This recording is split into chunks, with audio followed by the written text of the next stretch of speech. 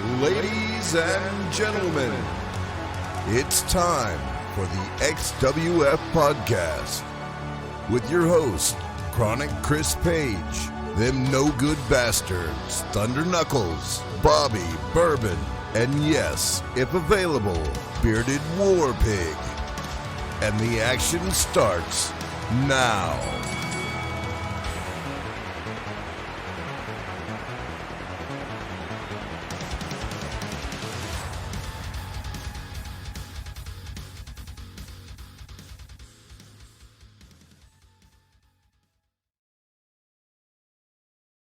Hey everyone, welcome to another edition of the XWF Podcast.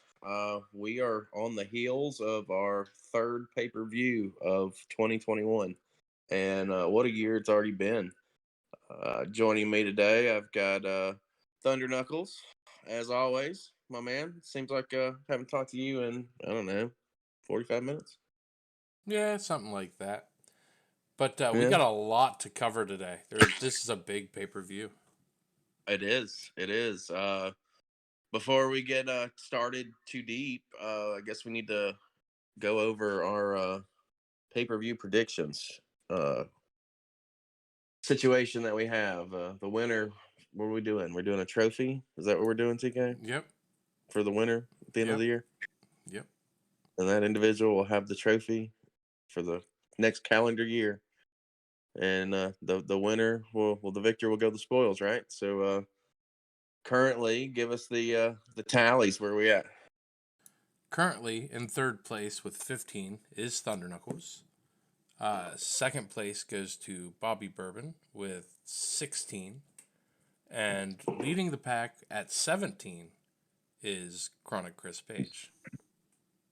Tight race for this little piece of our podcasting history.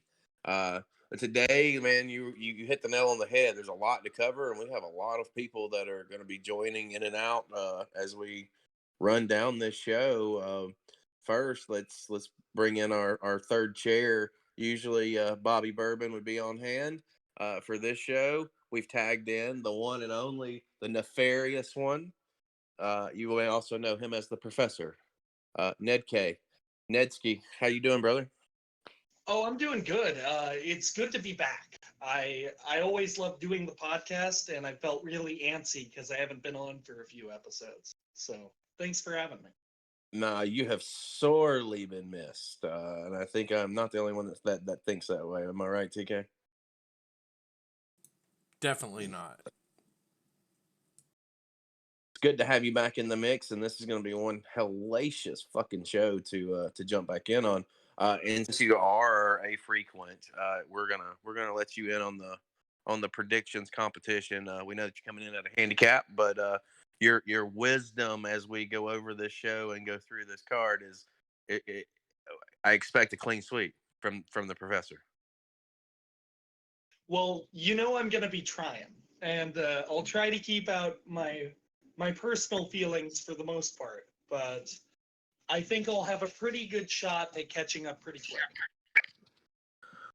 Time's going to tell, man. This is going to be a good show to start on. We're going to kick this show off, our podcast rather, not the actual show. One of our first guests, and we'll bring him in. This guy is a former Universal Champion. He's a former Tag Team Champion. He is a former Heart Champion. He's a former Television Champion. You know him as Thaddeus Duke right now, but he also occupies a spot in the Hall of Legends as Sebastian Duke. So let's welcome him in. We're going to call him Thad for this show per se, and his first appearance on the podcast. Man, welcome aboard, and we're happy to have you, brother. Thanks, man. I'm happy to be here.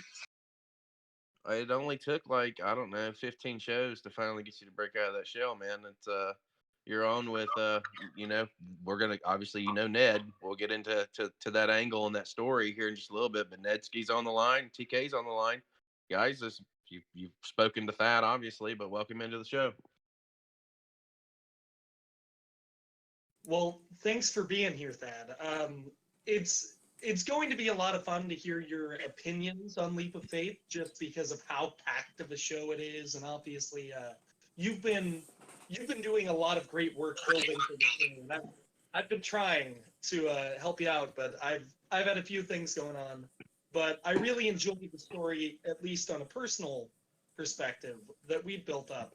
And there's just so much going into that the whole Fed has worked on. So it's going to be fun to talk to you and pick your brain a little. Don't pick too hard. It doesn't work all that well. That I'd say I'm excited to talk to you, but I talk to you every day, so I'm not that excited. Yeah, I'm not that excited either. The only difference is this is being recorded and the masses will hear it. Also, as promised, guys, someone near and dear to my heart, and he loves it if you do not hate his role plays. Ladies and gentlemen, welcome back to the show, Centurion. What's happening, my man? Welcome to the pay-per-view preview show. I don't know why I do this to myself. I feel like just jumping on the call in general is me pulling my pants down and having people line up just to kick me in the ass. I said that you loved it if people did not do it. Yeah, because that's going to stop people from doing it. I totally believe that. You didn't say that with a wink and a nod. Yeah, you know what? I said it on a previous podcast. You weren't on it. I'm gonna say it now. TK, and you can attest to this because you were there. Did we or did we not suck on the tip of Sense dick based off of a Savage showing going into this pay-per-view? We did indeed. And Well, that show is not yet aired, correct? Correct. As of this recording. So when it does so air, what you're telling me is you have time to edit it out. No, correct. We'll play the raw. We'll send you the raw copy, but yeah, we can do that too. It legit didn't happen. I mean, that aside, I'm glad to have you back on the show, man. You are always a lot of fun to talk to, and being in the mix with this is an all-star panel that we've kind of assembled, and to have you and to have Thad and to have Ned and TK and we'll bring in our next guest in just a minute. It's just good to have you back in the mix. Yeah, and I'm glad to be back because the last time we didn't get to go over like any predictions. I get to actually sit down and talk about the card and talk about certain people on it, and not a moment too soon. What a card we've got! It's a pretty unbelievably stacked show for sure. A lot to go over. We're going to bring in our last guest. There's not a whole lot you can say about this man. We're going to roll out the light baby blue carpet and let this man take a walk. The one and only Mr. Theo Pryce. Welcome back to the podcast, man. What's up, bitches? That's a delayed reaction if there ever Perfect. was one. It's perfect, is what it was. How's it going, dude? It's going. It's Sunday. The week is mercifully over. I had to take my kids to the park today, Hershey Park. So I am slightly sunburned and extremely, extremely sore because I'm old now. But I'm excited to talk about this enormous card and excited for all the different people that are on the podcast. So I'll talk to some people that aren't TK and Chris Page.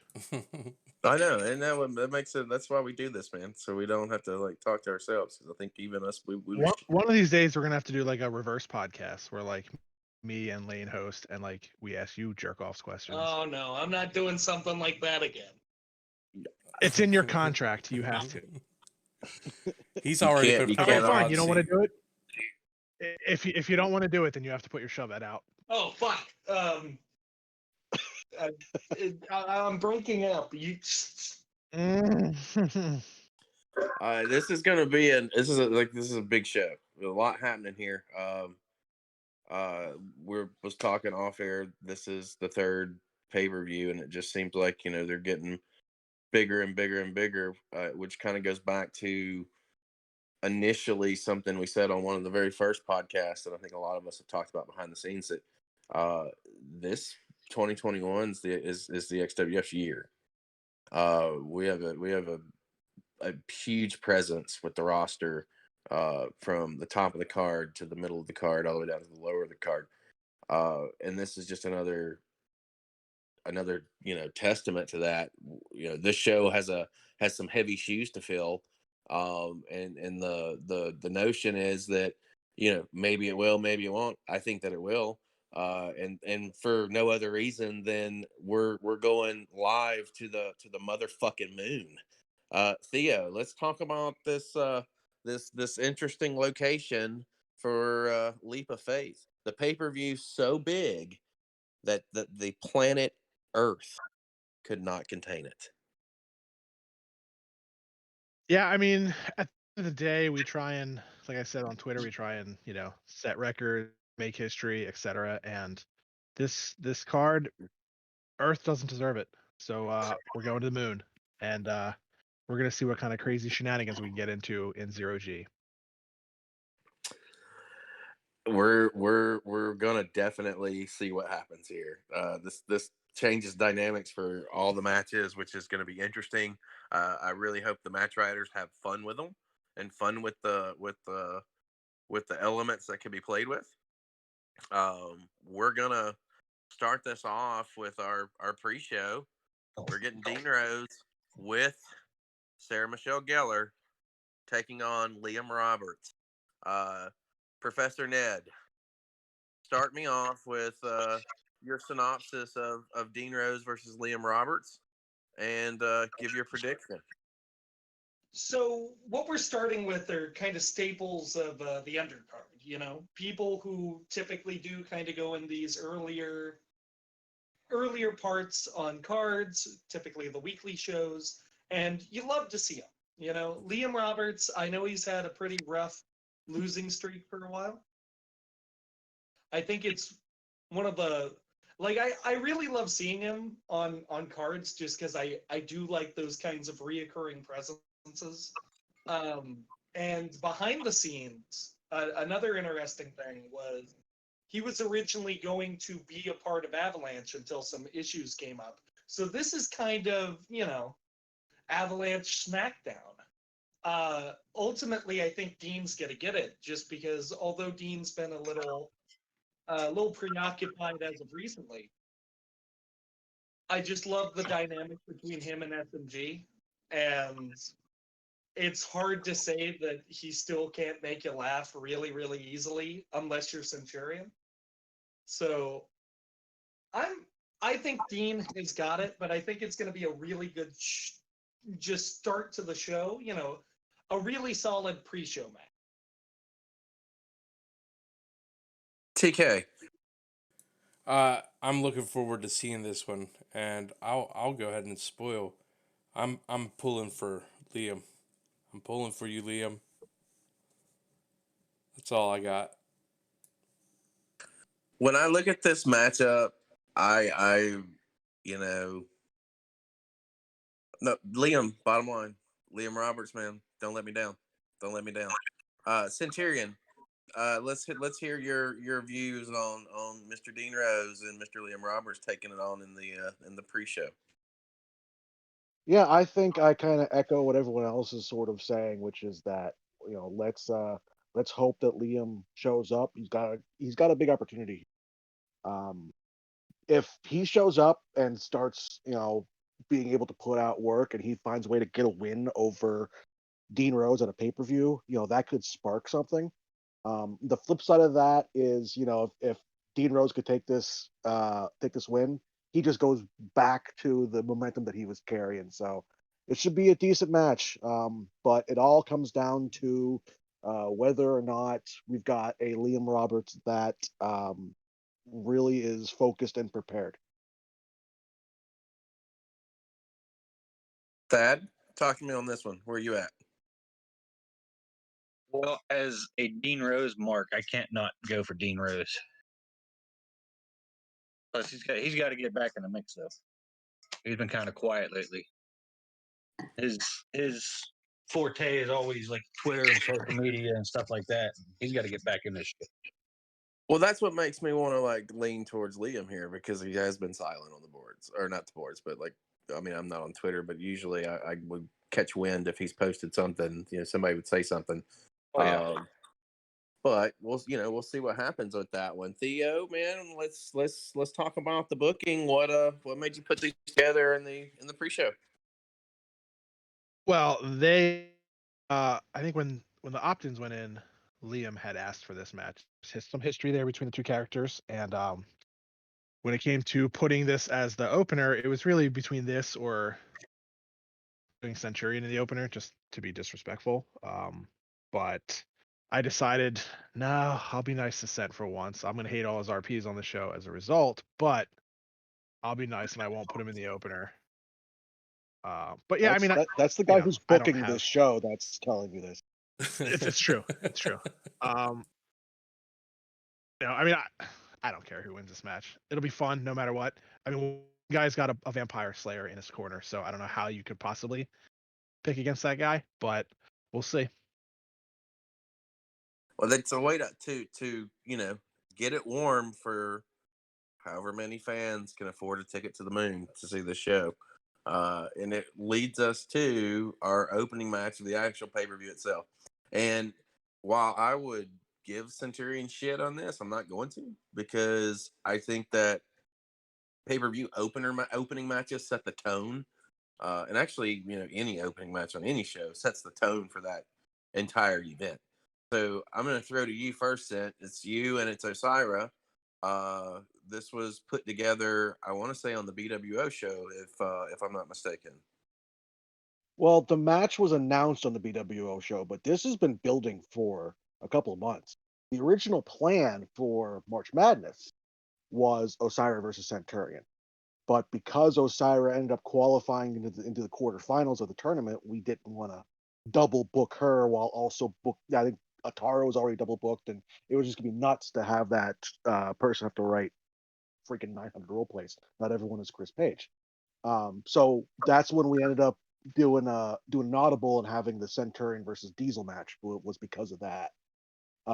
So yeah, so this is the culmination of a thing with Centurion and Osira, the continuation of certain other feuds that are occurring, with Centurion now, focusing a lot more on his the anarchy bobs that are causing some ruckus.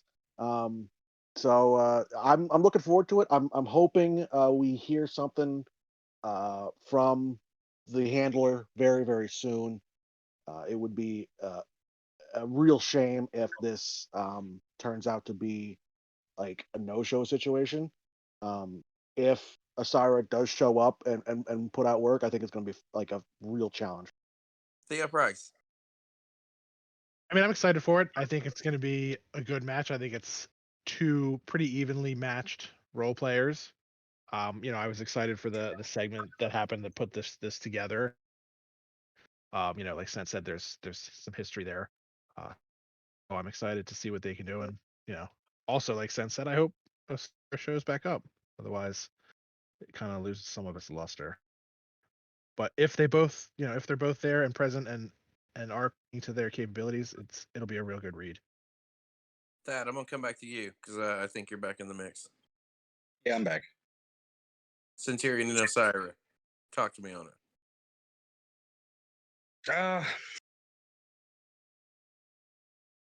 That one's really tough.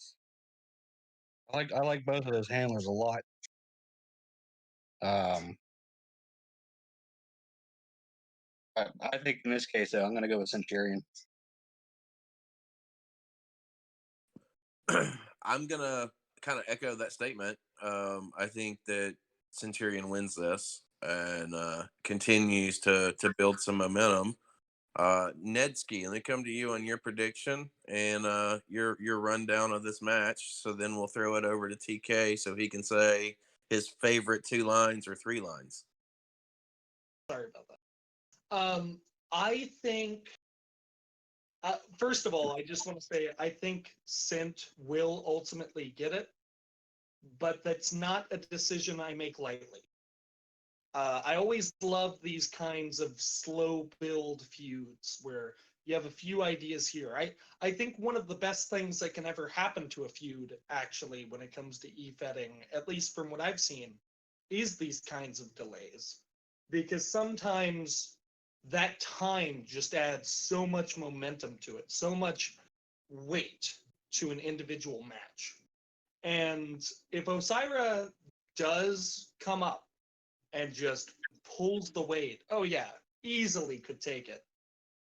But I think Sin's gonna have a response well enough to be able to pull it out on this one.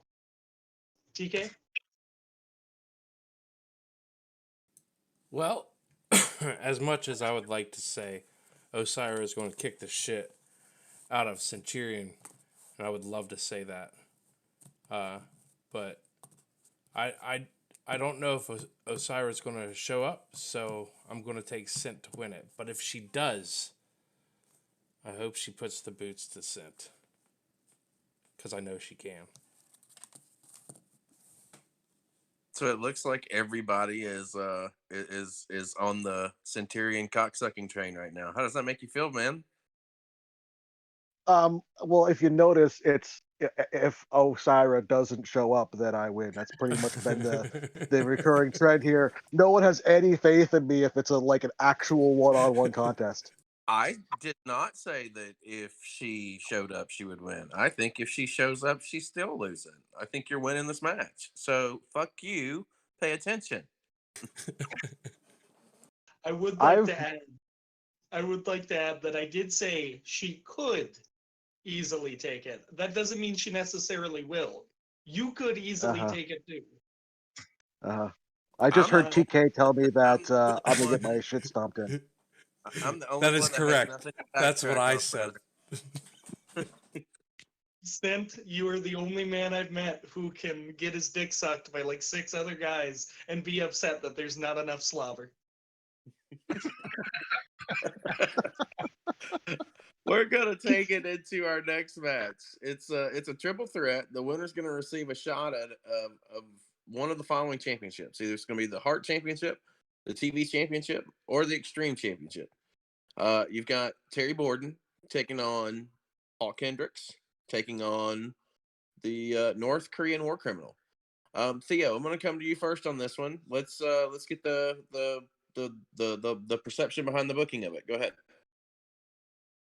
Yeah, so really simple. Everybody else was booked up. I had these 3 other people. I didn't know what to do with them, so I put them together. And to make it fun, I added the stipulation that, whoever wins gets to take a shot at whichever singles title they wish. Terry, I read his stuff. Fun take on the character. Hall Kendricks is brand new, so I have no idea what he brings to the table. And North Korean war criminal, I know has been around a while, has not been around in a while. I'm very unfamiliar with that character specifically, but I know the handler, and I know what that handler is capable of. And so if he shows up and writes to his capabilities, then I think he's got a real shot to win this match. He'll put out some really fun work that a lot of people will enjoy. So that was kind of how that match came about. TK, let me go over to you for your prediction on this triple threat, man. What are you thinking? Well, I really only know Terry Borden. But Theo Pryce likes what he sees in War Criminal, and I'm trying to win a goddamn trophy. So I'm picking North Korean War Criminal. That's what I'm doing. Challenge accepted, brother. Ned Kaye, let me go to you. Well, I am also trying to win a medal with much higher stakes on each individual choice. So I would just like to say, number one, I'm kind of in TK's boat. I'm really only familiar with Borden. That said, I really like Borden's stuff. So I'm going to take a safe bet and put it on him. I think he's going to be able to pull it off. Could be incorrect, but I feel comfortable enough to say he could get one, and I'll even go a step further for no additional points and say he challenges for the TV if he wins. Centurion, let me come to you. So we've got an interesting dynamic here. We've got War Criminal, the pride and joy of North Korea. We've got Hawk Hendricks, the pride and joy of like South Texas or whatever the hell he's from. But we've got Terry Borden, America Mania, and America Mania has run wild all over the world. So guess what's happening now? We're taking America Mania, we're putting it on the goddamn moon. Terry Borden runs wild. He takes this match and he takes it all the way to winning the Heart title. Thaddeus Duke, let's come to you, man.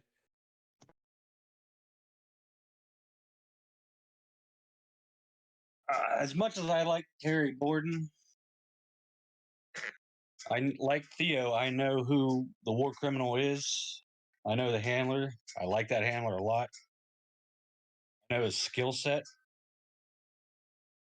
And I think the War Criminal is going to take down American Mania on the moon. Well, I think you're lying. I don't know about either of these other two handlers. I'm definitely not lying. I can't predict this match because I'm a part of it. I'm Terry Borden, brother. So I hope that I'm not gonna lie, like my interest is peaked in the North Korean War Criminal just off of what I've heard, from you and from what I just heard from Theo. So I'll give it my best shot, and we'll see what happens with it. I think it's gonna be reality for Hawk Hendricks and for North Korean War Criminal. This is their match to do something with, right? Like you've got the opportunity here, and what better way to make a big splash than by winning a match and really getting your shot at either of the top championships on Wednesday night or Saturday night, or that extreme title, which we all know 5 defenses brings a briefcase. So it's going to be interesting to see what happens there. Eyes are on it for sure.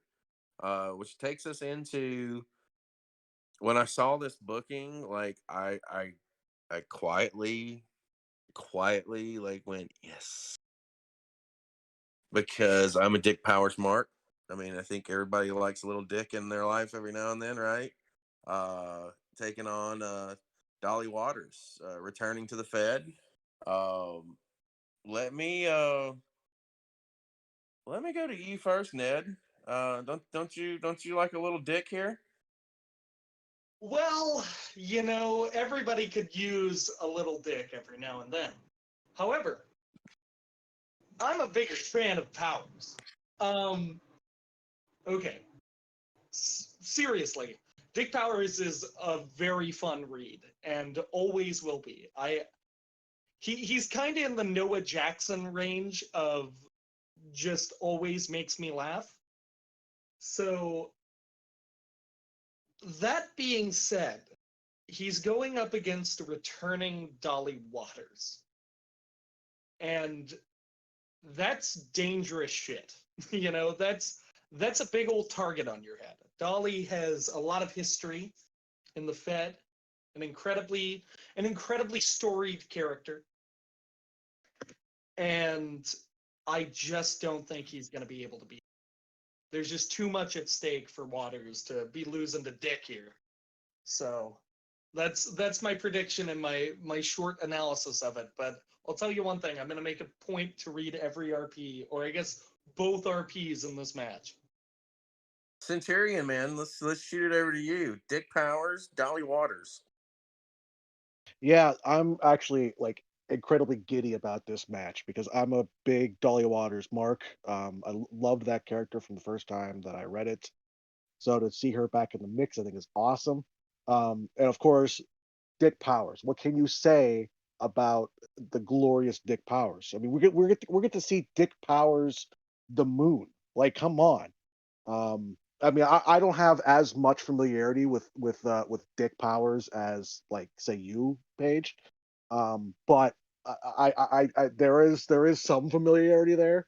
A couple weeks in college. But in the end, when we talk about role plays and sitting down and being serious and reading this, I think Dolly needs this win more than Dick Powers does because I mean, Dick can go Dick can go anywhere. Dick can do anything. Dick is amazingly glorious, and so Dick doesn't need to win. So what you're telling me is Dick doesn't need to be stroked here. No, Dick, Dick has plenty of time to be inflated. Okay, I hear you. TK, let me come down to you, man. Dick Powers, Dolly Waters, Nedski, when Dolly here. Where are you at? You guys have been talking about little dicks, and the big dick is going to get downed by Dolly Waters. Unfortunately, I think I love Dick Powers, but he barely wins. So I'm taking Dolly. And now I'm sad. Way to go. Well, you don't need to be Move sad. on. There's It's a trophy. There's a trophy at stake here, man. I know, that's why I'm picking Dolly. There's a trophy at stake. We have bragging rights going on. Thad, let's hear it. You're Dolly, Dick Powers. I think I know where you're going, but let's hear your opinion on it. Well, I mean, I think everybody knows how much I like Dick, right? Yeah, But- Loves it. But I mean, I've been a huge fan of the Dolly Waters character since I came back in, what was it, 2018, I think it was, and he was running that character, and it's just difficult for me to ever pick against Dolly Waters, and I know that handler pretty freaking well, so it's definitely Dolly Waters.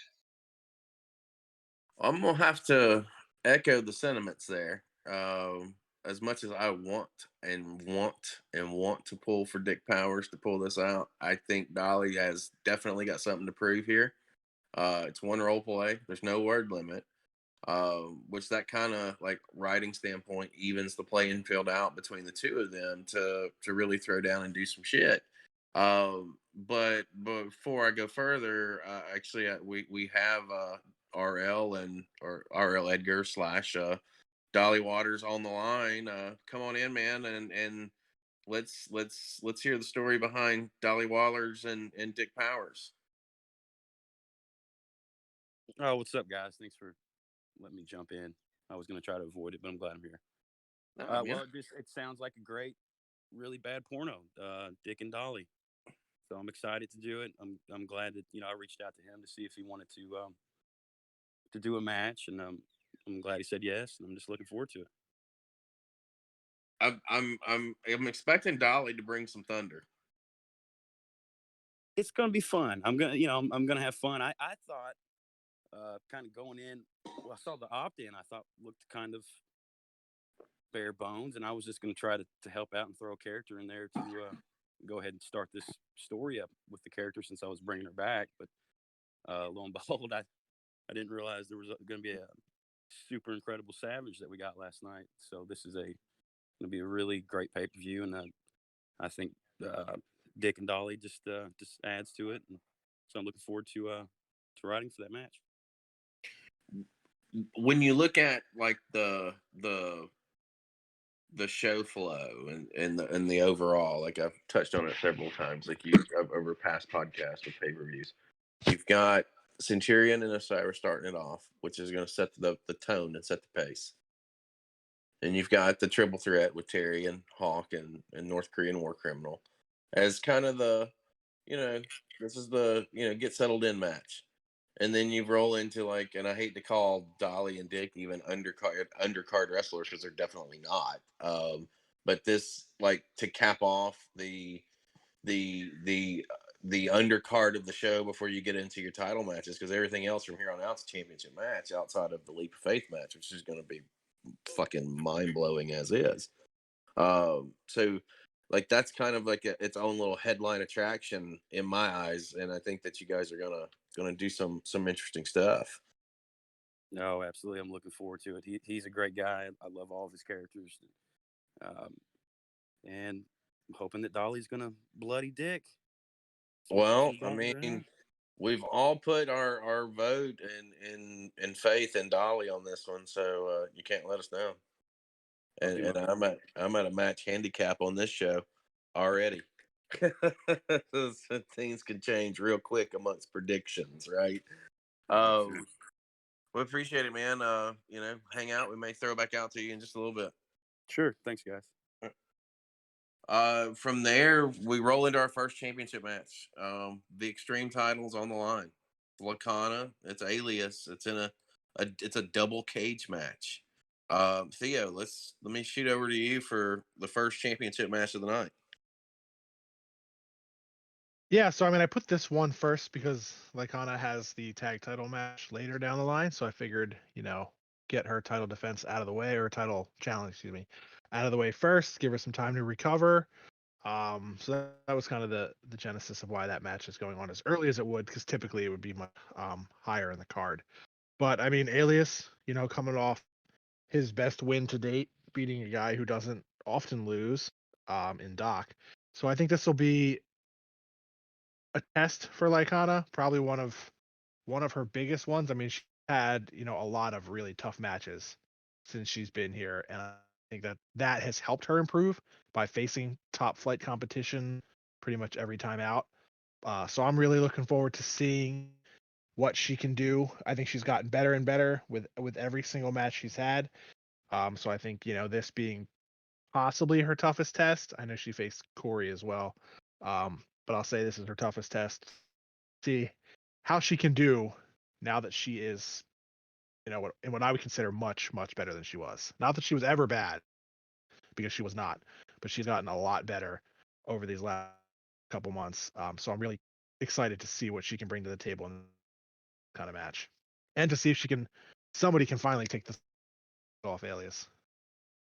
What I like about this booking, outside of the two competitors involved, is it kind of circles back around to the initial feud when Lacana was in the Fed, or Lacana coming into the Fed with the left hand, and they were going back and forth with Alias for a while. So I love this because it brings that, circles back around and kind of ties a bow on that piece of business from what last year into early this year. TK, let's go over to you first. First championship match. Lacana, it's Alias. It's for the Extreme Championship. What are you thinking? Oh man, this is a great match. Double cage warfare rules. Man, it's hard to pick against Alias after he beat Doc, huh?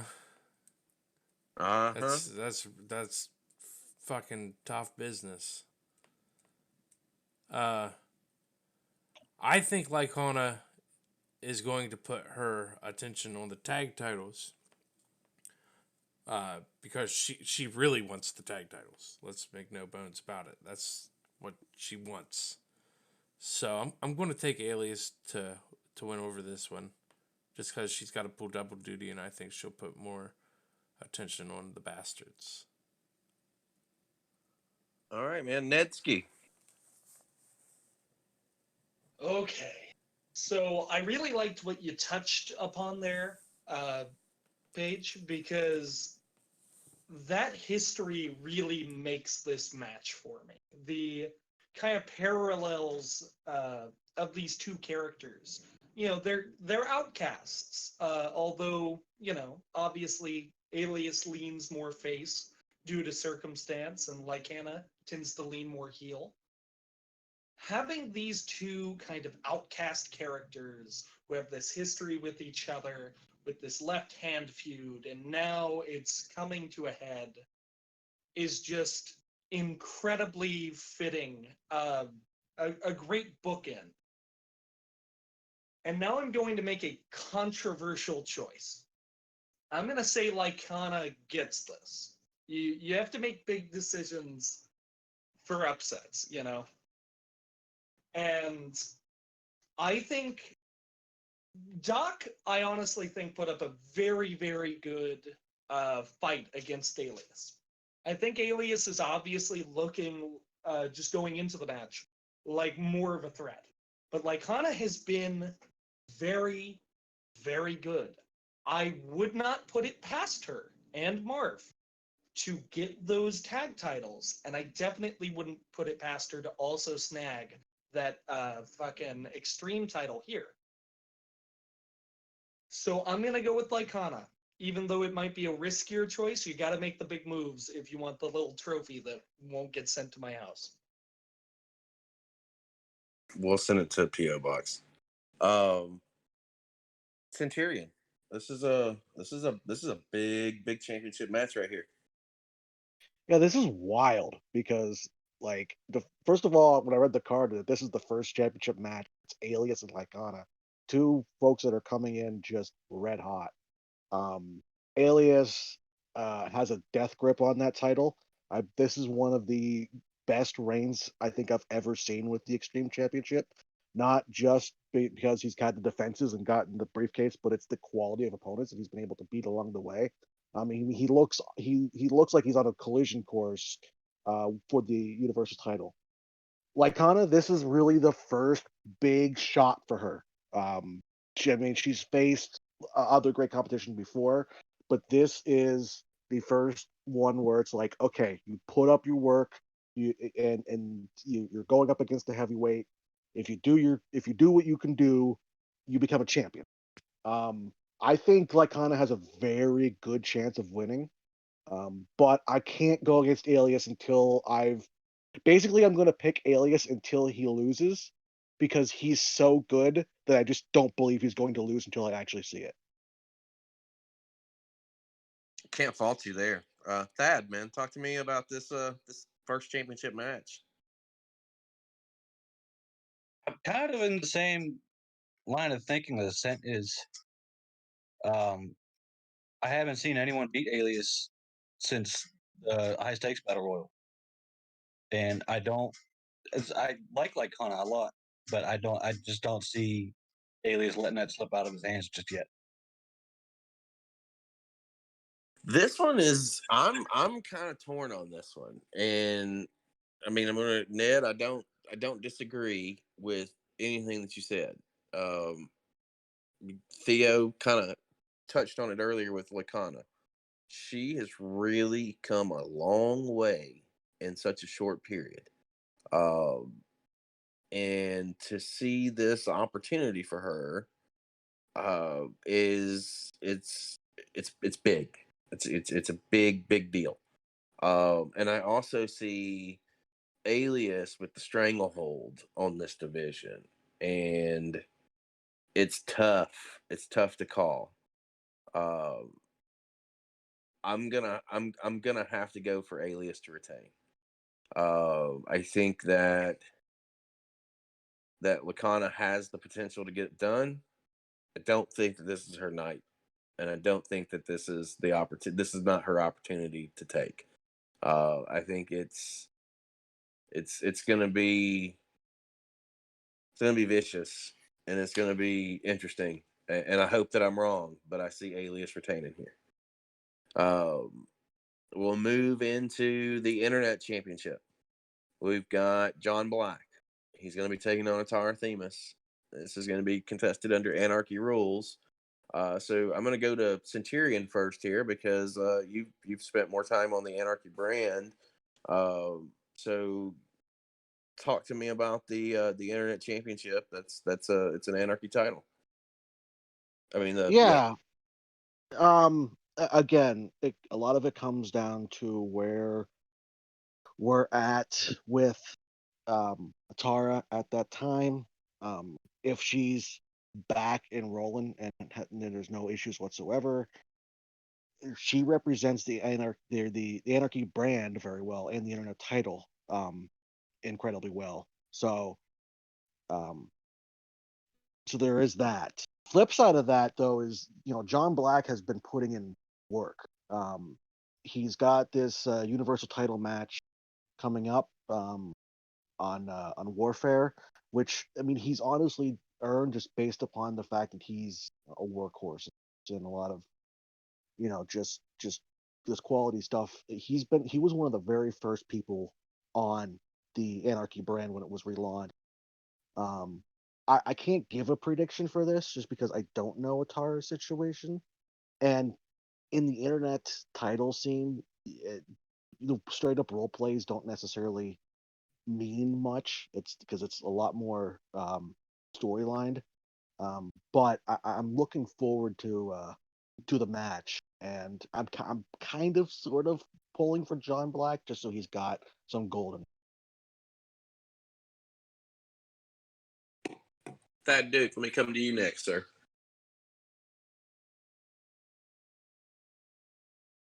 Well, I think it goes back to the whole Osiris Themis thing and whether or not she's going to show up. You know,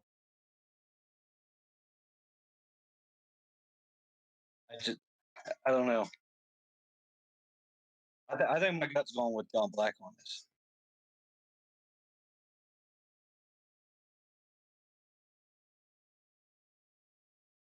Ned, talk to me about this one.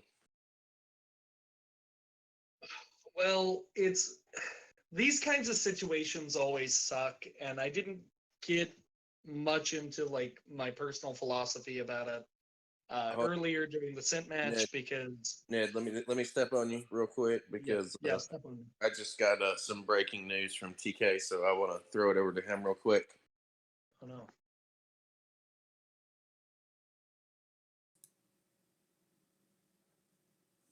Yeah, guys, I'm going to take Addie to retain because as of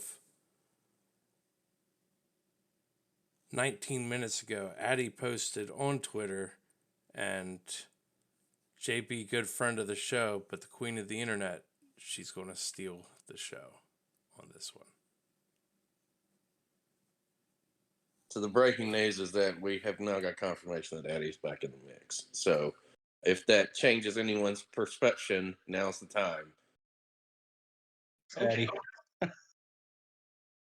Centurion, since I already spoke with you on it, since we now know Addie is in the mix. Yeah. That first of all, it makes for a damn good match because I think they're very evenly matched opponents. Um, I still don't know. I mean, I didn't pick it the first time, so I still don't know how this turns out. Again, John Black, I think, probably needs a little gold underneath him just to validate the work he's put in. But we can also reverse back to the previous match that this handler is in, and I think I speak for everyone where I'm like, we're taking Osira in a round against Centurion, right? I'm sticking with Centurion. I don't know about the rest of the goats, but I'm sticking with Cent. Yeah, I'm sticking with Scent too. Again, I don't discount Osira's ability to beat you, Scent. I think it is more likely to put my egg in your basket. You feel me? Yeah. Whereas weird of like strange kind of sexual analogy that was. We I were all agree. talking about dick earlier, please. I don't know what you're talking about. Ned, all right, let's get into the internet championship match. Who you got? You got Addie or you got JB? I'm gonna go ahead and say Addie, just because she recently got the championship. Uh, she definitely has the capability of doing it, even though JB is a total veteran of Anarchy rules, and I have to give him the utmost respect for just pulling his weight on that. Well, pulling way more than his weight on that brand. I just think Addie has the specialization to just edge him out and retain here. I think I don't want to go against JB here. But if it's based off of like Twitter and other facets that play into it and it's story driven, Addie retains. Theo, what are your thoughts on this one? John Black all day. Okay. Period. End of story. But no, I mean, in all seriousness, like Addie, he represents what the internet title is all about, right? With her internet presence, and now that she's actually back on the internet, conceivably, that bodes well for her.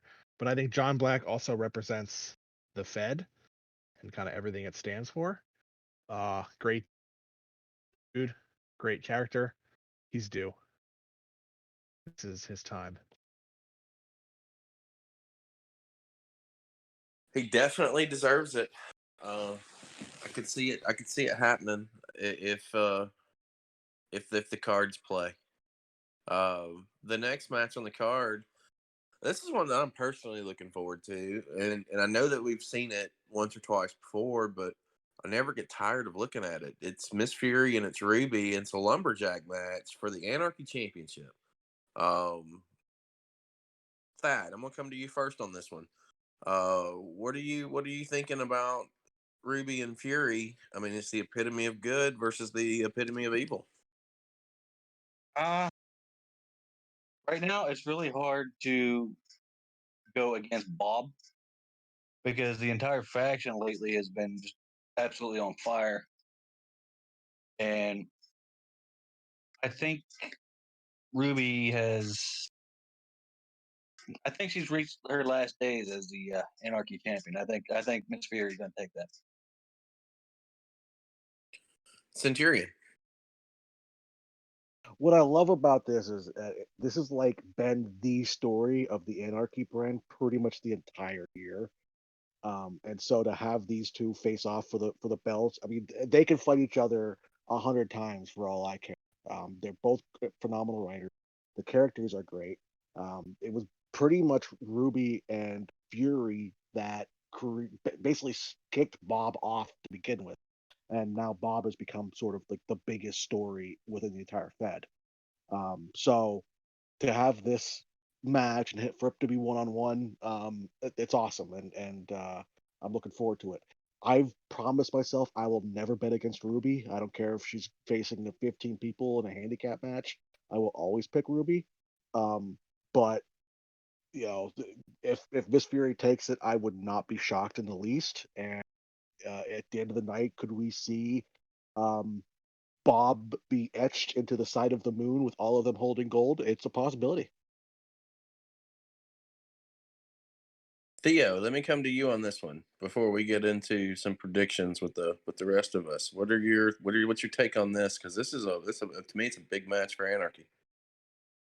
Yeah, I mean, it's hard to follow up with what Sent just said because I mean, this really has been, for the better part of a year, like a huge focal point of Anarchy. Um, and so much has spawned out of it, to be quite honest. Including the BWO pay-per-view. Like that probably wouldn't have happened if not for this feud being as popular as it is. It's hard to bet against Ruby because I feel like that title is her namesake. But at the same time, Bob has like 1,000 people in it, and they roll squad deep for pretty much every match. So I think at the end of the day, that may come into play here, unless Ruby can get some friends of her own to kind of watch her back. The Professor Ned Kaye. Let's get your synopsis of this one. So I have kind of a unique perspective on this, just as one of the few people who has a win over Ruby during this really great Anarchy Championship run that she has. And with that knowledge, I'm going to say Ruby retains. And that's not because Miss Fury isn't good. That's not because Bob isn't hot as hell. Because Miss Fury is amazing. And Bob is, like Theo was saying, really the main story of the Fed in so many different ways. Pause.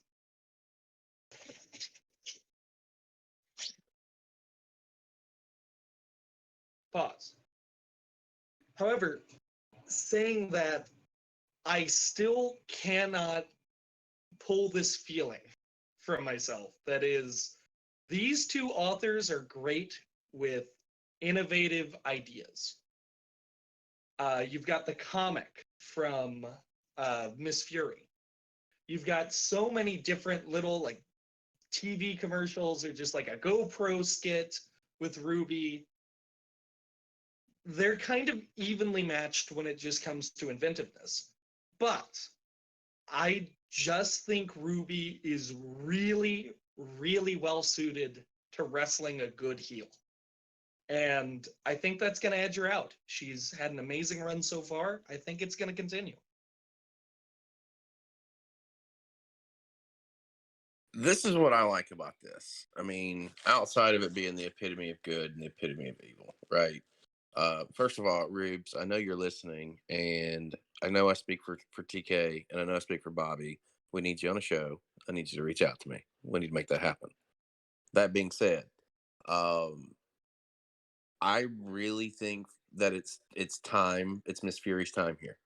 I think that she has put in the work, and I really think that this match was supposed to happen at March Madness, but Miss Fury ended up going deep in that tournament, which has only catapulted her um, and her stock a little bit. I know that Ruby has a stranglehold on this division, and I love her for that. I do not think that she will be able to take down the red hot Miss Fury. TK, go ahead, man. Yeah, this, like everyone has said, has been the story of Anarchy, right? Uh, Lackland lost it to Ruby, and from that point, Fury Ruby pretty much began, right? For the most part. There was some time in between, but uh, I can't go against Miss Fury on this one. Uh, did well in March Madness, did well at that King Doc Invitational Battle Royale. Um, I I'm going to take Fury, and it's not because I don't think Ruby's good or anything. Uh, she is, and I definitely want her on this show. So don't let that stop you. This is a good match. It really is. I love the booking. I love the placement. I think that I think people's eyes are going to be on it. Which takes us into the TV championship match. You've got Morbid Angel, who is taking on Andre Dixon, Bobby Lee's own. Andre gets to name the stipulation in his first promo. Savage rules, 15-minute time limit. Um, Theo, let me come to you first on this one. Yeah, I mean, Morbid Angel is a former Universal Champ, so he's, as well as other titles he's won, but his claim to fame is the Uni Champ. So I mean, he can certainly bring it. I know he kind of stumbled a little bit with his last title shot, but I think he's going to bring it here. I think Andre Dixon is another person who, I know his history as Jason Williams. He was extremely good, but when he came back as Andre Dixon, you know, it takes time to knock that ring rust off. It takes time to adapt to the way we look at role plays now compared to the way things were just as successful, in his previous run. But he's stuck with it after some initial struggles. He's gotten incrementally better and better. And that showed with him beating Marv, who's another person who's gotten better and better. Now he's a television champ. As good as I know Morbid Angel can be, I think Andre Dixon is red hot right now, and I do not suspect that's going to change in the pay-per-view. But we'll find out. Now, Ned Kaye. So one thing I really love about Morbid, having worked with him kind of, recently, is the guy just really wants to write stuff that's fun and enjoyable for him.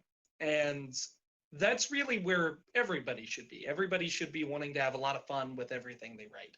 And while I know from a personal, standpoint, I can get caught up in just the wanting to write something that's also really good, you know, quotation marks, and something I like. But Morbid has that really great attitude about the hobby. That said, Andre Dixon is on a tear.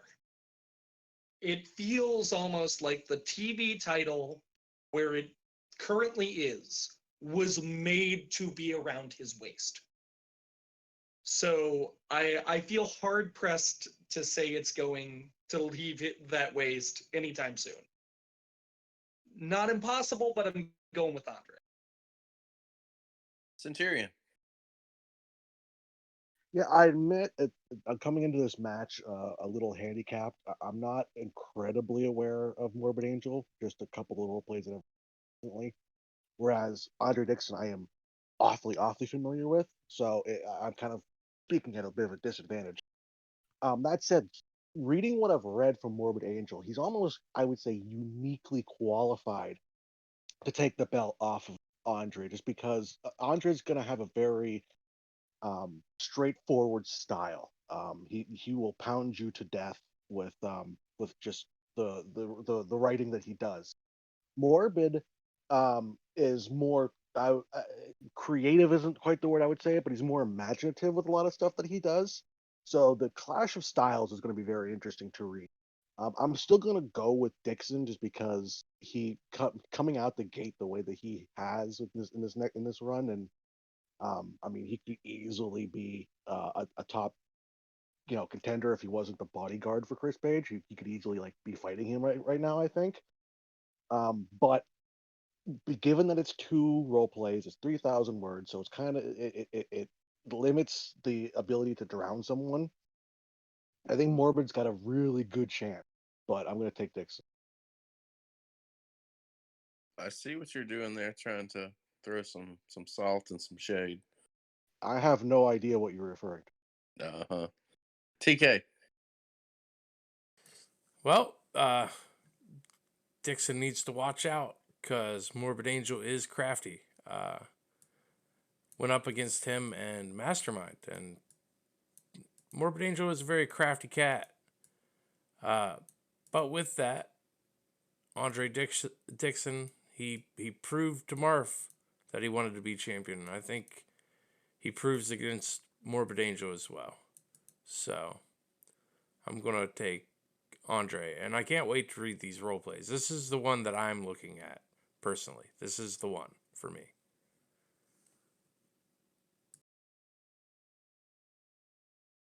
It's going to be a big match for Andre.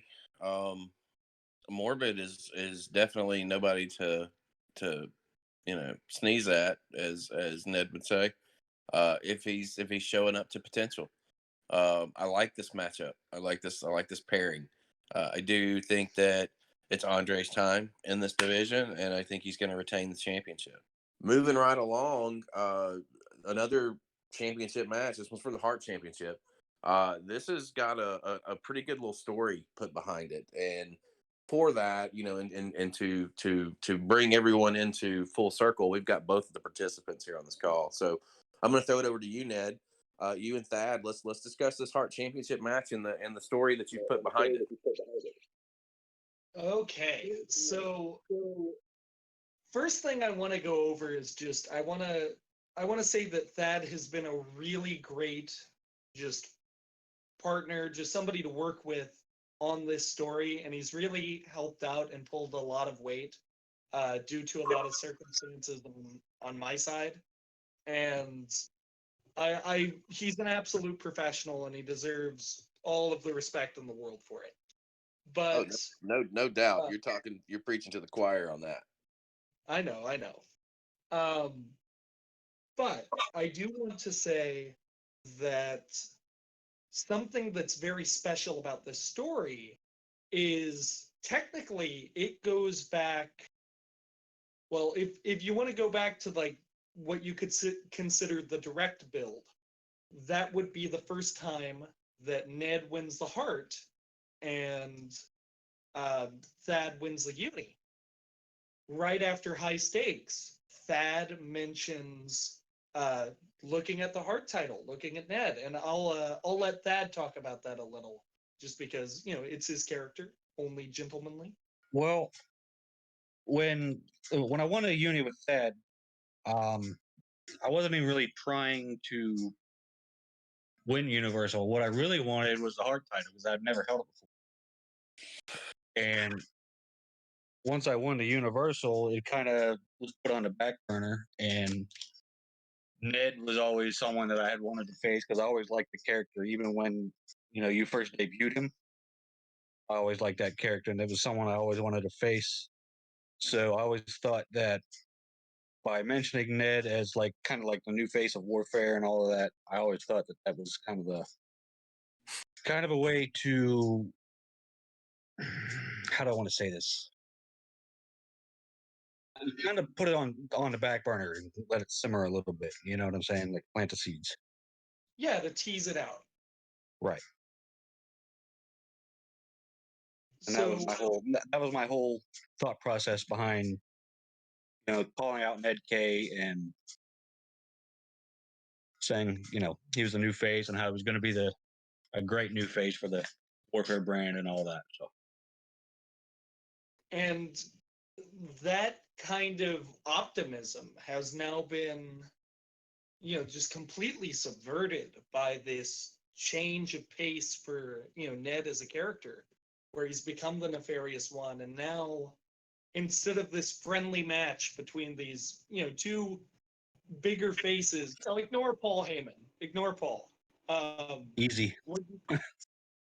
What you get is a baby face returning Thad, having to come and really cut Ned down to size for once after Ned's kind of gotten drunk off of his own ego and becoming this other personality. And I think it's just a perfect way to lead into this really anticipated match, and a match that I've been wanting for a long time too, and one I'm really stoked for. I am as well. I mean, you guys have really put some work in to get it to where it's at. Theo, let me go down to you. This is another championship match that I'm looking forward to. Let me get your thoughts on it. Yeah, I mean, it's really hard to follow up on the two guys who were involved in the feud and all the stuff that they talked about, but they've made it exciting. They've made it something that I'm invested in and I'm following along with. So I'm excited for it.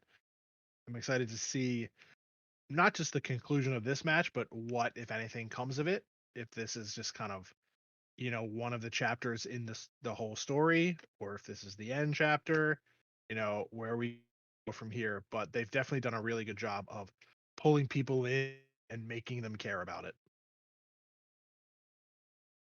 Centurion, man, chat me up. Talk to me on this one. Yeah, this is a match that doesn't need a title, which does a world of good for the Heart Belt to have these two going at it for it. It's been billed very strongly. You've got two very strong competitive role players going at it, two great characters. The character work that both Ned and Thad have done, not just in the build up for this match, but I would say throughout the course of 2021 in general has been pretty stellar stuff. Um, it's been pretty remarkable, and this is where, as a former Heart champion, I'm very happy to see this, because this is just another step in the legacy of this belt. In terms of a winner, it's hard, because like a champion has a sort of advantage to him, because he gets to have sort of this air of confidence as he walks into a match. But Thad is so strong. He coming off of a universal title reign this year. Um, boy, I don't know. I can't. Luckily, I don't have to predict because I'm not in your little game. So I will say that it's a draw. TK, man, it's down to me and you on this one. This is a tight one to call. What are you? Where are you leaning? Well, I will say it's a good state of affairs the Heart Championship is in when you have Duke versus Ned Kaye headlining your pay-per-view. This is going to be real tight. Ned puts in good work, so does Thad. To pick a winner, I'm going to go against the professor and pick Thaddeus Duke.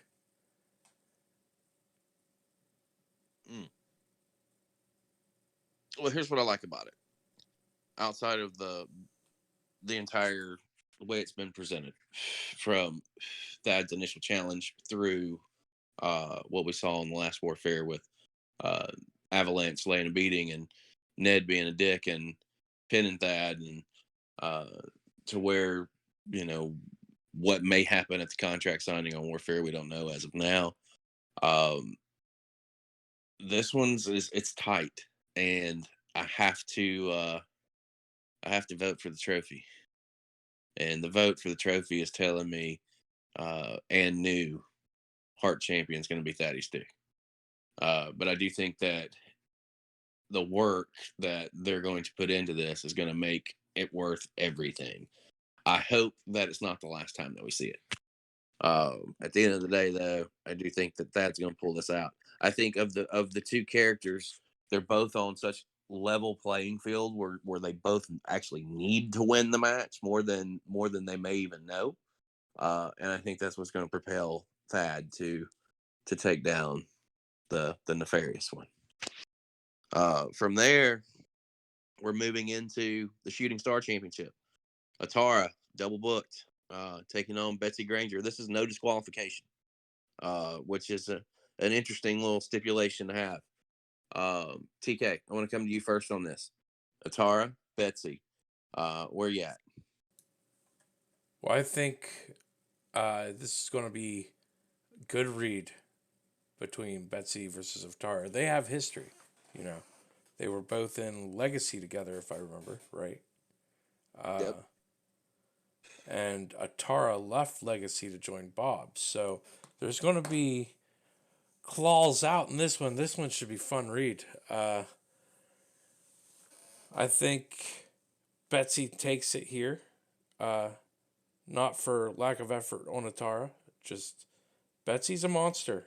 And with that Shooting Star Championship around her waist, I don't see too many ladies stepping up and taking that title from her anytime soon. That's just me. Theo Pryce.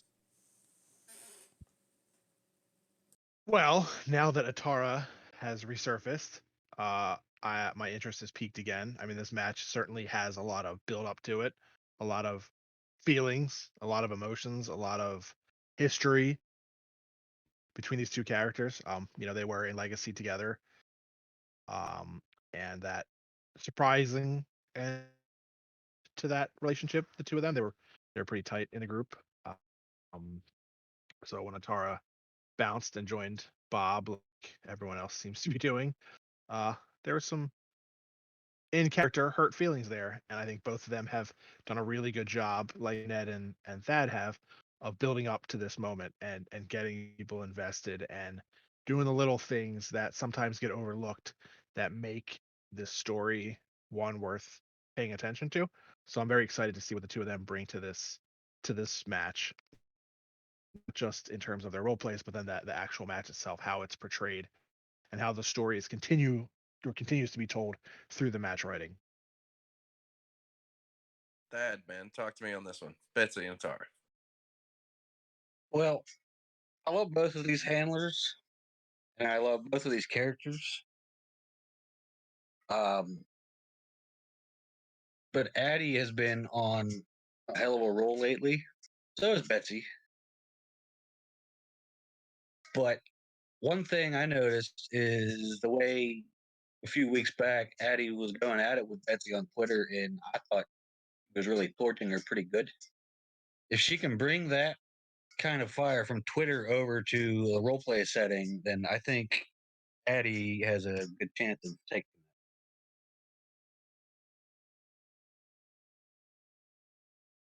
Ned Kaye. So a lot of good points have been raised so far, and I think it would be kind of an injustice for me to not mention the fact that the actual history of, not only them and Legacy, but of the Shooting Star leads so easily into this confrontation.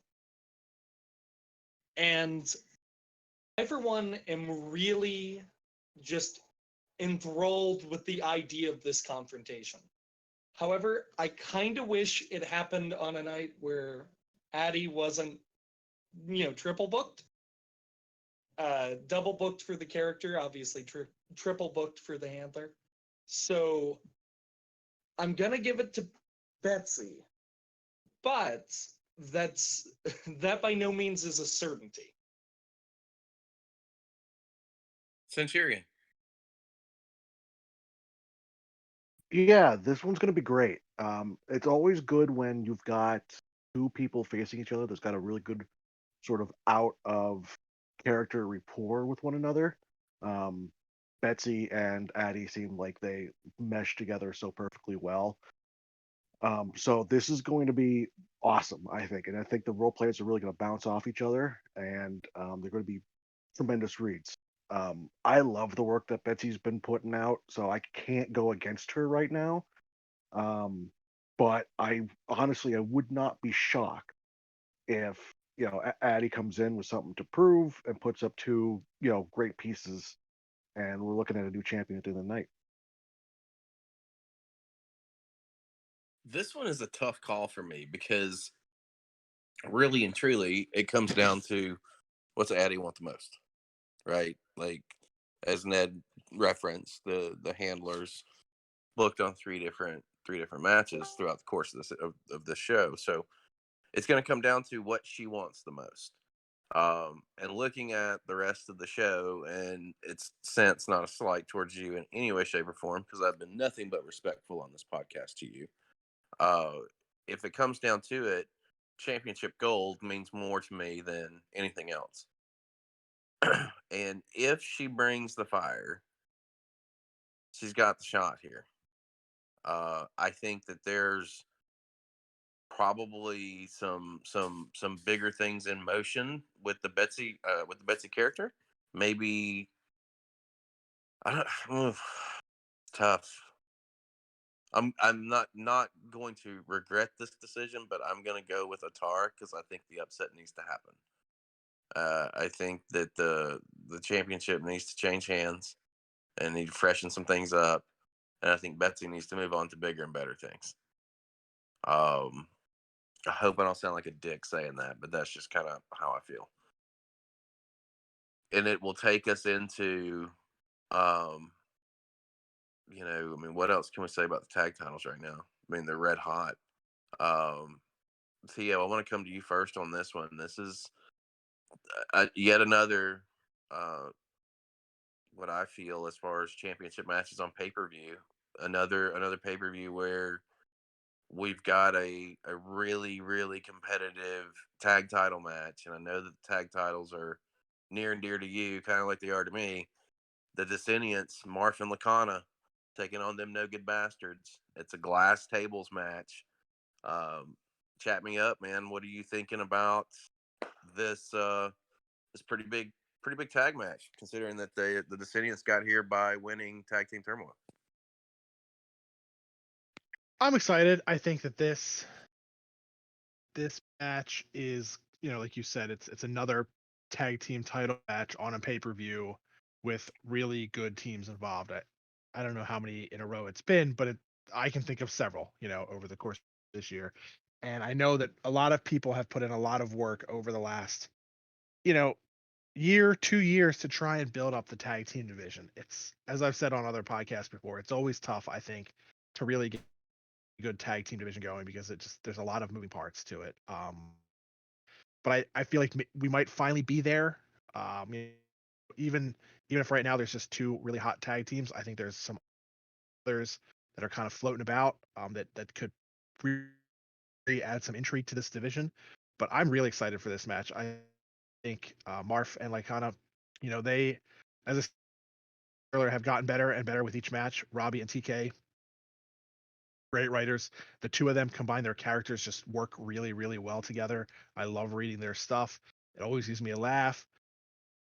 I'm not going to pick a winner, but I'll say that this is one of those matches where I think everyone's going to win because everyone's going to get to read what these four competitors put out, and it's going to be awesome. And I'm really, really excited for it. I don't want to say it's my match of the night candidate because I think the Leap of Faith match, there's a lot of possibilities there, but this is definitely one that I'm extremely excited about. Centurion, man. Let me shoot over to you next. You and Rubes. I mean, we talk about tag title matches on pay per view, but you and Rubes challenged at Mayday at the Shove It show, uh, and had a hell of a contest with these guys as far as role playing wise. So let me go over to you on your thoughts on this one. What do you where's your head at with it? Yeah, we've been lucky in the sense that we've had basically every tag match, like big tag title match this year, been very good. Like there's not been a down um, cycle for the tag belts so far, which is to say that in the past that's not necessarily been the case. We've had some teams that have really run this division well. Um, TK and Bobby better fucking win this match because if they put all that work into beating me and Ruby just to drop them a couple weeks later, I'm going to be pissed. But Marvin Lycana, boy, I tell you what, that you guys are in for a war here. Like these guys have been focusing on getting these belts since they've formed together as a team. Um, and I think you're going to get everything that they've got, and it's going to be a hell of a. Thad Duke, former tag team champion with Continuum. Um, you and Doc took the belts off of Rob and I at High Stakes, and Continuum ran to March Madness with them. Now we're seeing this on pay per view with the Descendants and them Naked Bastards. Man, let me get your thoughts. Uh, kind of surprised it's this hard to follow Centurion, but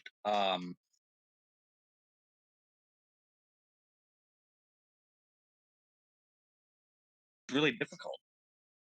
Like I don't know if I'm surprised that it's this difficult or not, but I think there's a good chance that Lycana and Marf can steal this thing away from the bastards. But at the same time, I don't know if anyone quite works as well as a team as the bastards. So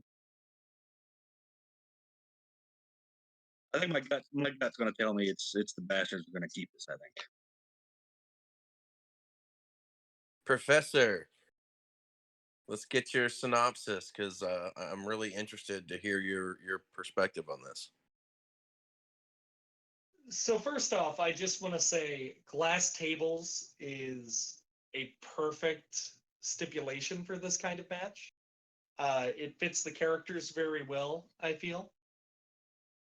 But going on just on the pure tag team dynamics here, um, it's interesting to me just how kind of different it feels because it feels almost like a clash of styles. You know, this kind of, I don't know if I could describe it as gothic, but this very sinister feeling left hand, you know, the Descentients. I've always loved how they've ridden together and how they feel as a tag team. And on the other hand, you have them no good, dirty son of a bitch, goddamn bastards. And the bastards are all over the place in the best way possible. I mean that in no disrespectful way at all. They can do just about anything if they really try, except for something super, super serious. And I'm wrong there, but it's fun to take the little pot shot. I honestly think the bastards are going to retain here, if only due to the momentum that they have. They're in such a good swing of things. They're just so in tune with one another that I'm just not sure if that same level of cohesion is going to come across in the role plays from the Descentients. It's very possible. I would even say it's likely that they could come back and just steal this thing, pull the upset. But I got to give it to Bobby and TK here. They've been damn good champions. I think they're going to have at least enough to pull this one out.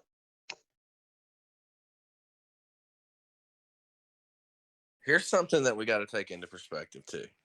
If this fucking match is on the fucking moon and there's no gravity, how much force is it going to take to put somebody through a glass table?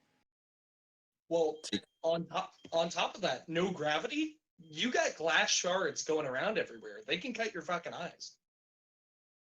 Well, Yeah. okay, I don't think, if I know this correctly, I think that only the leap of faith match is done in zero gravity, or else a double cage match is going to be very easy to win. You just fly out of the thing. Oh. Theo, give me some perspective on that.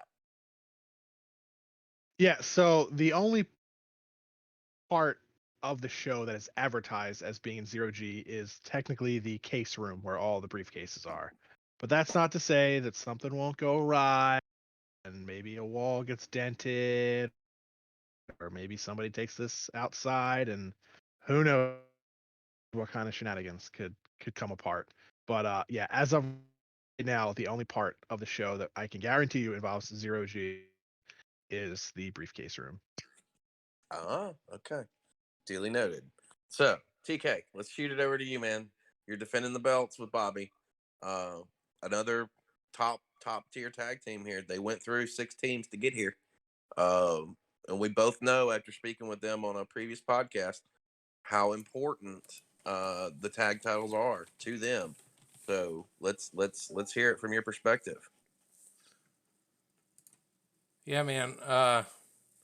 This is going to be a tough one. Listen, we fought this team before at Snow Job, right? With against Corey and Doc as well. That was no walk in the park. This is going to be no walk in the park. They're going to bring their shit. I know that. Like Hana wants these tag titles, so I know they're going to put on their best, put their best foot forward, and we're going to do the same. So it should be fun. I'm really looking forward to it. I love where this division is at right now. I love the caliber of the teams that are involved in it. Um, I have to go with my gut, and my gut says that them no good bastards are going to retain the titles here. Not saying that if Marford Lacana did pick it up that I'd be surprised. I wouldn't be, but I think that as far as being cohesive in forms of writing, that them bastards are pretty untouchable right now.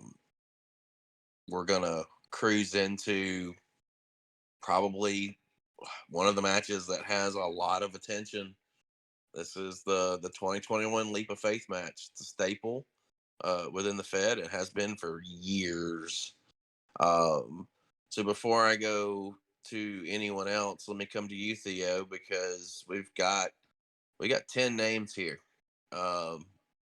In Corey Smith, in RL Edgar, in Demos, Money Oswald's involved, the returning Jim Cadis, the returning Corporate Chaos, Sil Frigna, Thrax, Rel Dixon, and the shock of them all, as of Savage, Doc has opted in to take Leap of Faith by storm. So I mean, I have a lot of thoughts with this match. I personally feel like 10 people is a lot, and maybe too many. And for a while, I say that, but for a while it looked like this match was going to have like 4 people or 5 or none. Corey was the first one to jump in, and then we got nothing for a couple weeks, and then we got like 3 people on, what was it, Anarchy recently. And then we had this past Savage where 6 more names were thrown into the hat. I'm excited to see what can happen. I mean, there are a lot of people in this match who have a legitimate shot at winning this. I'm not going to name names because I don't want to disrespect anybody, but I'm certainly excited to see, what a returning Jim Cadis can do. How much rust does he have? What can this new corporate chaos bring to the table that, the previous version of chaos has done before? Can this Thrax character, who I have no idea who that is, what do they bring to the table? What is this new Doc gonna do? Can somebody like Money Oswald or Rel Dixon seize the moment? Can Demos kind of get off his losing streak and make some waves in this match? RL Edgar has been strong during his entire run. Can he continue that here? And then of course you've got some like Corey who, wins at a clip that's probably only bested by somebody like Alias. So there are a lot of people in this match who could win it. I'm just excited to see how it plays out. The three stories that we have going on here with it. Start in the ring, people work their way up to the rafters, and then they'll enter that 0G room where there's going to be several briefcases. I don't know how many. We did this a couple years ago where there's a bunch of briefcases, and most of them were filled with, I guess, what you could call like gag gifts or stuff like that, things that aren't the 24/7 contract. So, as a staff, we'll get together and talk about what some of those possibilities are, what kind of fun things we can do with that. And see where we go from there. But yeah, I'm excited. There's for a while there, this match was looking not so hot, and then over the course of the last week or so, we got a ton of people jumping into it, and I think it's going to make it one of the more interesting matches that we've had for this Leap of Faith briefcase match. I want to go to one of the competitors, RL Edgar. Jump on back in here, brother. You've opted in for this Leap of Faith match that's turned into a who's who of past, present, and future. Yeah, and thanks for having me back again. And I was like Theo, just like last week. I didn't think that there was going to be, I thought there was like 4 of us. So my eyes kind of lit up, especially now that the card's up. I think if there's one thing you can say about this match, whoever wins the match will have certainly earned that case. I mean, you just look at the names that are in this, and Jim Cadis coming back as someone who, I was able to work with years ago, and I'm really excited to be able to rondo with that guy again. Seeing Doc come back, sort of as this new iteration of Doc, it's pretty terrifying.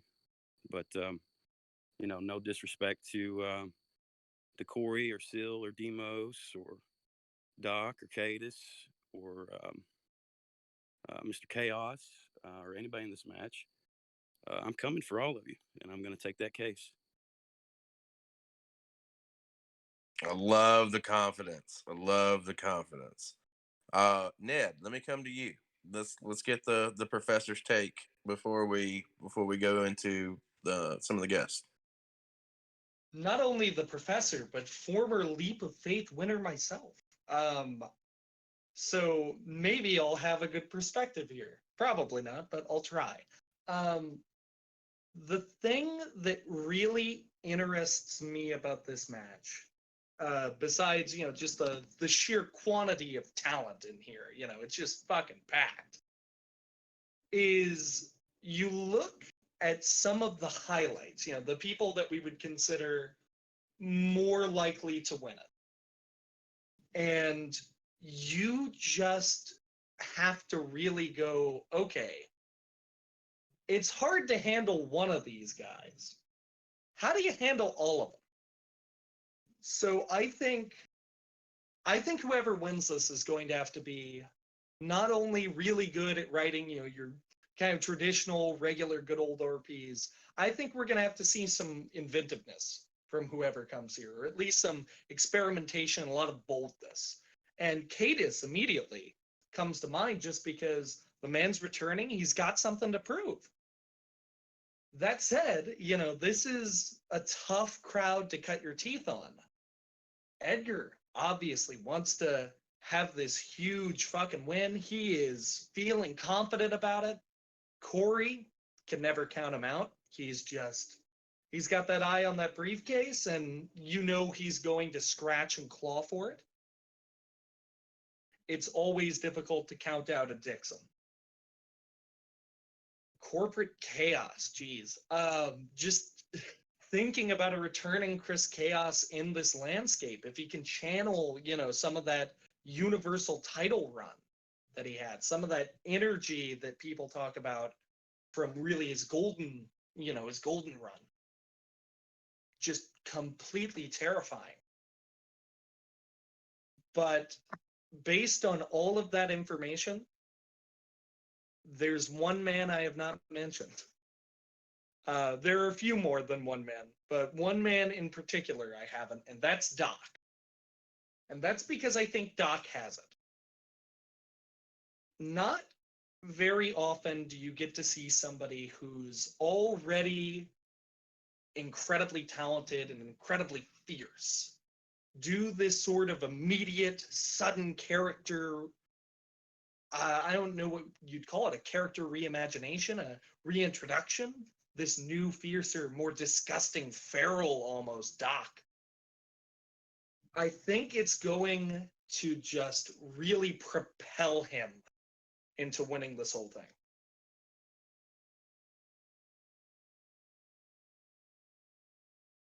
Centurion. Yeah, we were talking a bit before we started recording about the history of the leap of faith. Leading into this podcast, I was going back to the archives a bit and reading some of the old shows, and it's quite interesting though the ebbs and flows that this match has gone through. Very early on, you had big names. Everyone kind of wanted to be part of this thing because winning leap of faith was considered a huge deal, and that usually propelled you into the upper levels of the card. Then, sort of in the middle there, it was the winner won the Heart title, and back then the Heart title was for newbies or people lower in the card. It wasn't like it is now, where it's one of the biggest titles in the Fed. It was more of a beginner's title. So you had a lot of names. Like I went back and read through, and I think I recognized in one year about half the names that were even on that card. And I was there. Um, but now that you have the 24/7 briefcase as a thing that's winnable here, you've got the best of the best that aren't champions coming in and wanting a shot at it, which I think has propelled this match to the best situation it's been in. And I know that Theo doesn't care for having 10 people in the match, but like I said before, like there were times we had 15, 18 people in the match. That was standard before. If you've got a briefcase on the line, people are going to want to shell out for it. Um, I I can't even begin to start throwing out predictions. You've got a bunch of wild cards here. I have no idea what Thrax is going to do. We've seen one role play from Rel Dixon. I haven't seen anything yet in terms of his comeback for Cadus, so I don't know what he's going to bring. You've got a bunch of folks who, between Doc and Corey, that you would say are right there in the upper echelon of folks that you could plug in to be a universal title contender right now. You've got Oswald and Sil and RL, who are uh, like one win away from being that same level, like just main eventing pay-per-view shows and stuff. So I can't give you a prediction, um, except to say that someone's gonna have to judge this thing, and they're gonna have to read like 40 role plays in order to do it. So best of luck to you. I'm that someone. Thanks. Thad, man, let me shoot it over to you. This is a pretty big leap of faith match here, and I think over your history within the Fed, you've probably seen a handful of them. So where does this one stack up, and how are you looking at these competitors? This is probably the most stacked leap of faith match that I can remember. And honestly, I don't know if it's even close to any of the other ones that I've seen over the years. Like everyone else, though, it's really hard to predict this. Um, I'm so familiar with so many of these names, like Corey and Edgar. At this point, Demos, Case, Chaos, Doc. I'm familiar with all of them. I'm not all that familiar with Sil, Thrax, and Rel. And Money Oswald just coming off of what probably his biggest win ever over Demos. Um,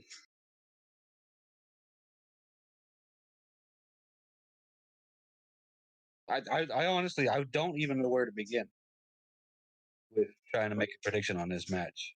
I mean, I'm really interested. Shocking as it may sound, I'm really interested in seeing how Chaos portrays this corporate chaos thing. I'm interested to see how Doc responds in roleplay form after that defeat to Alias. Corey's stories, his shit is, to me, is always amazing. It's always good to read, and I don't know if there's anyone better at like constructing a story than Corey is. Um, I'm really curious to see with Cadus back in the mix. I'm really interested to see, like, I think it was Sent that said it, like how much rust was there. But I think if anyone can knock it off real quick, it's going to be Cadus. Um, and we were chatting earlier, and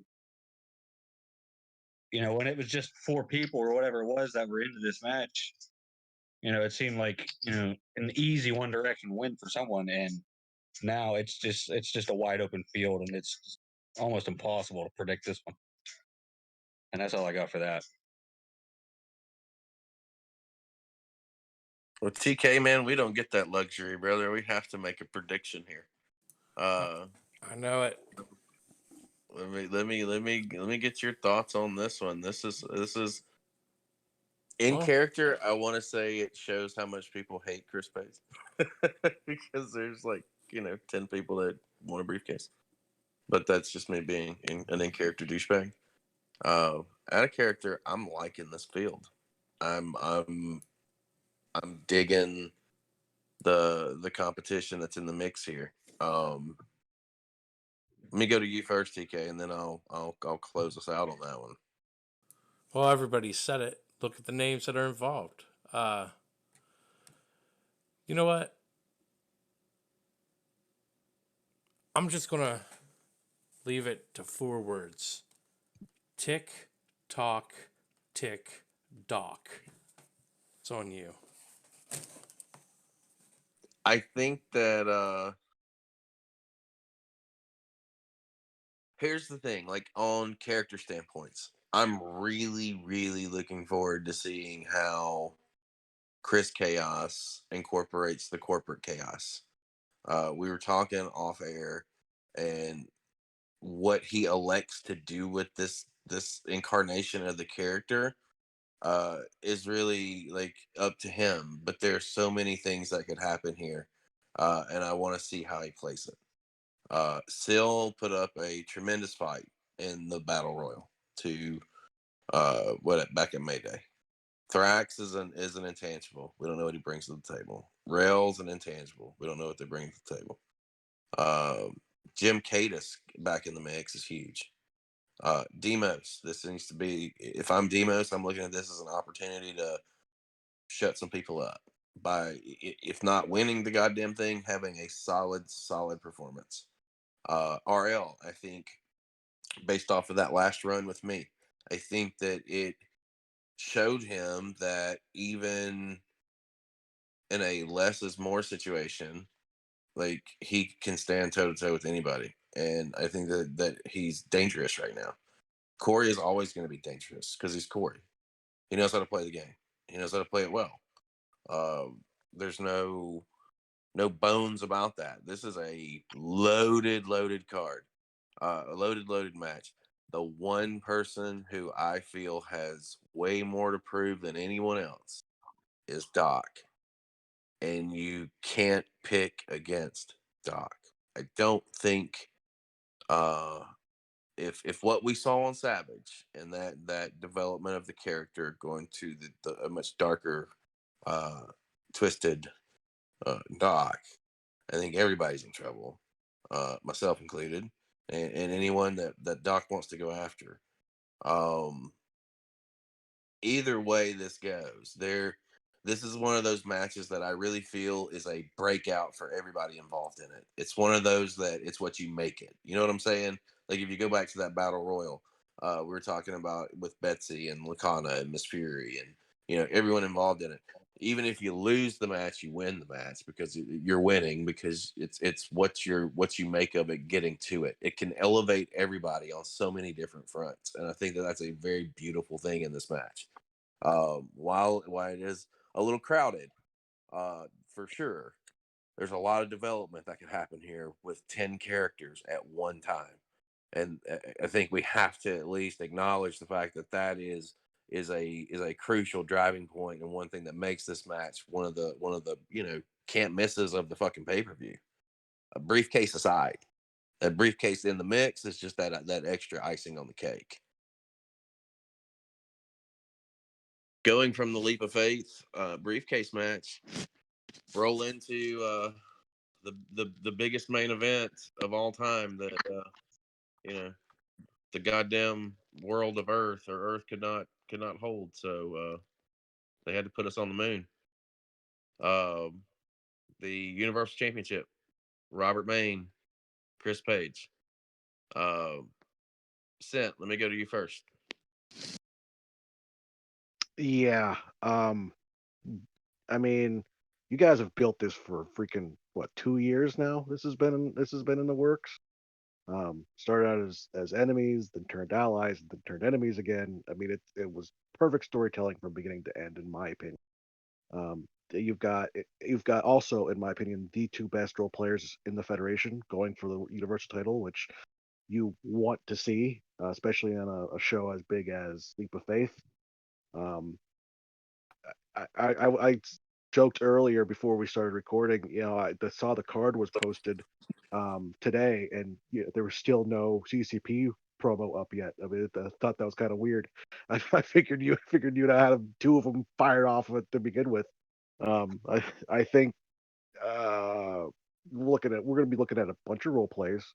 No. We're going to be looking at a ton of quality work. And like when it comes to a winner, I don't know if I can. Paige, I love you, man, but Robert Maine is a role playing talent that is among the when you talk about names that sort of ushered in eras. You had the brand at the beginning for the early era. You had Steve Jason for a long time. I think Robert Maine is that guy in this era. Um, and so I I give him the slightest of slight edges, but man, I'm not. Someone's gonna have to read all this and judge it and come up with a winner, and I don't envy that person at all. Well, let's go to that person. That person's Theo Pryce. Theo, let me get your thoughts on Robert Maine and Chris Page finally happening. It's been a long time coming. Um, you know, I think it was Ned that said it a while ago, but there's something awesome about stories that have a slow build, and this has had an extremely slow build over the course of the last couple years. But it's been organic. It has not at any point felt forced. It's made sense every step of the way. It's been interesting every step of the way. Um, you know, I've been fortunate enough to be part of it to a degree, with Drew Argyle, and certainly not the main focus. Um, but it's been fun to be involved to help push that story along from time to time. I'm excited to see what you guys do with this match and what things that you and I talked about, Chris. What is coming after this match? I'm really excited to see how this match kind of ushers in some of those other things that we've discussed. But all in all, I think it's going to be a really good cap to a fantastic pay per view. Yeah, that's kind of what I have for that. Thad Duke, man, let me talk to you. Maine and Page and it's happening, and it's happening on the fucking moon. Well,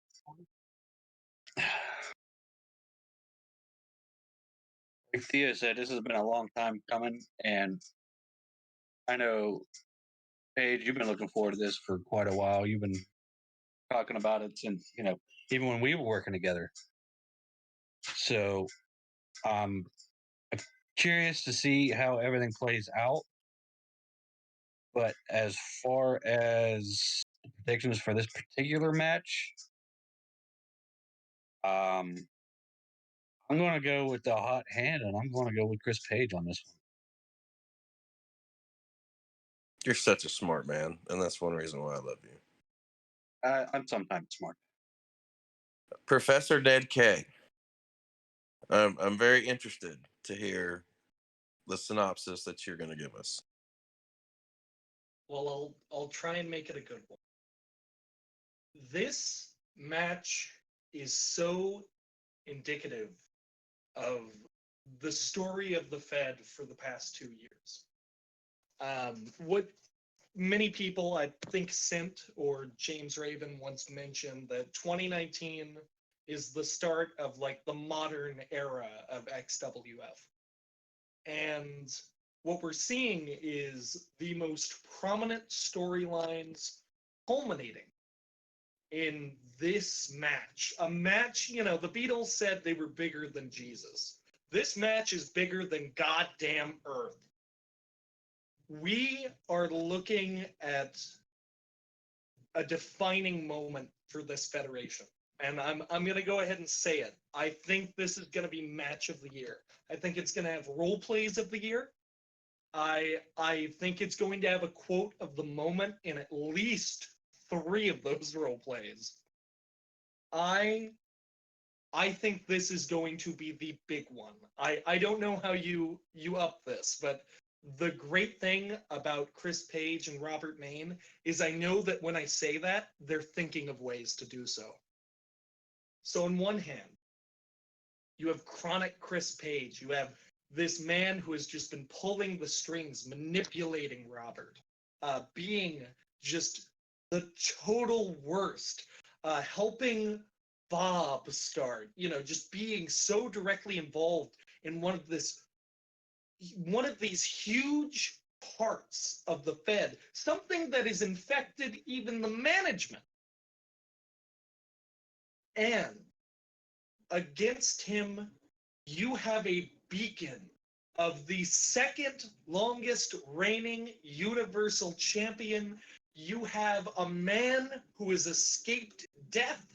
You have a goddamn warrior there to fight him. The Omega, Robert Maine.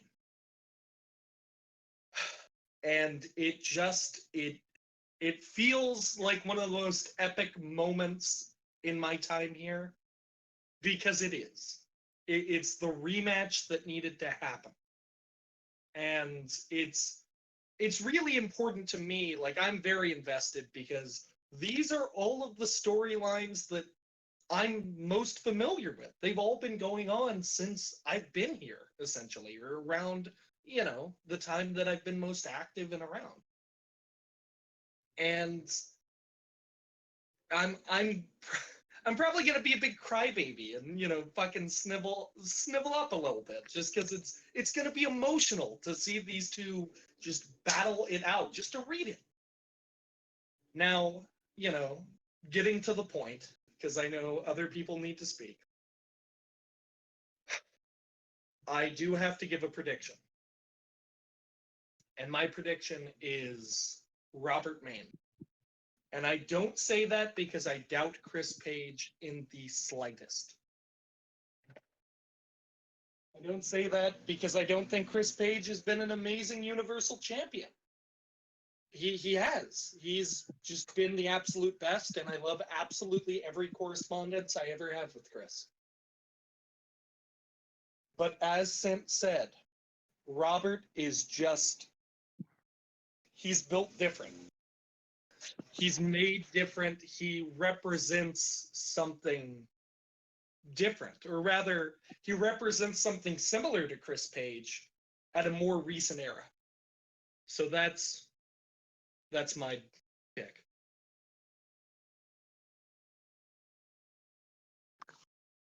TK, man. Can I just do you mind if I just interject? Yeah, no, go ahead. But listening to Ned, he makes you want to run through the fucking wall when he does these predictions or discussions. Have you ever considered coaching Ned? Because I think you can inspire people with your words. I really think you should consider I've thought about it.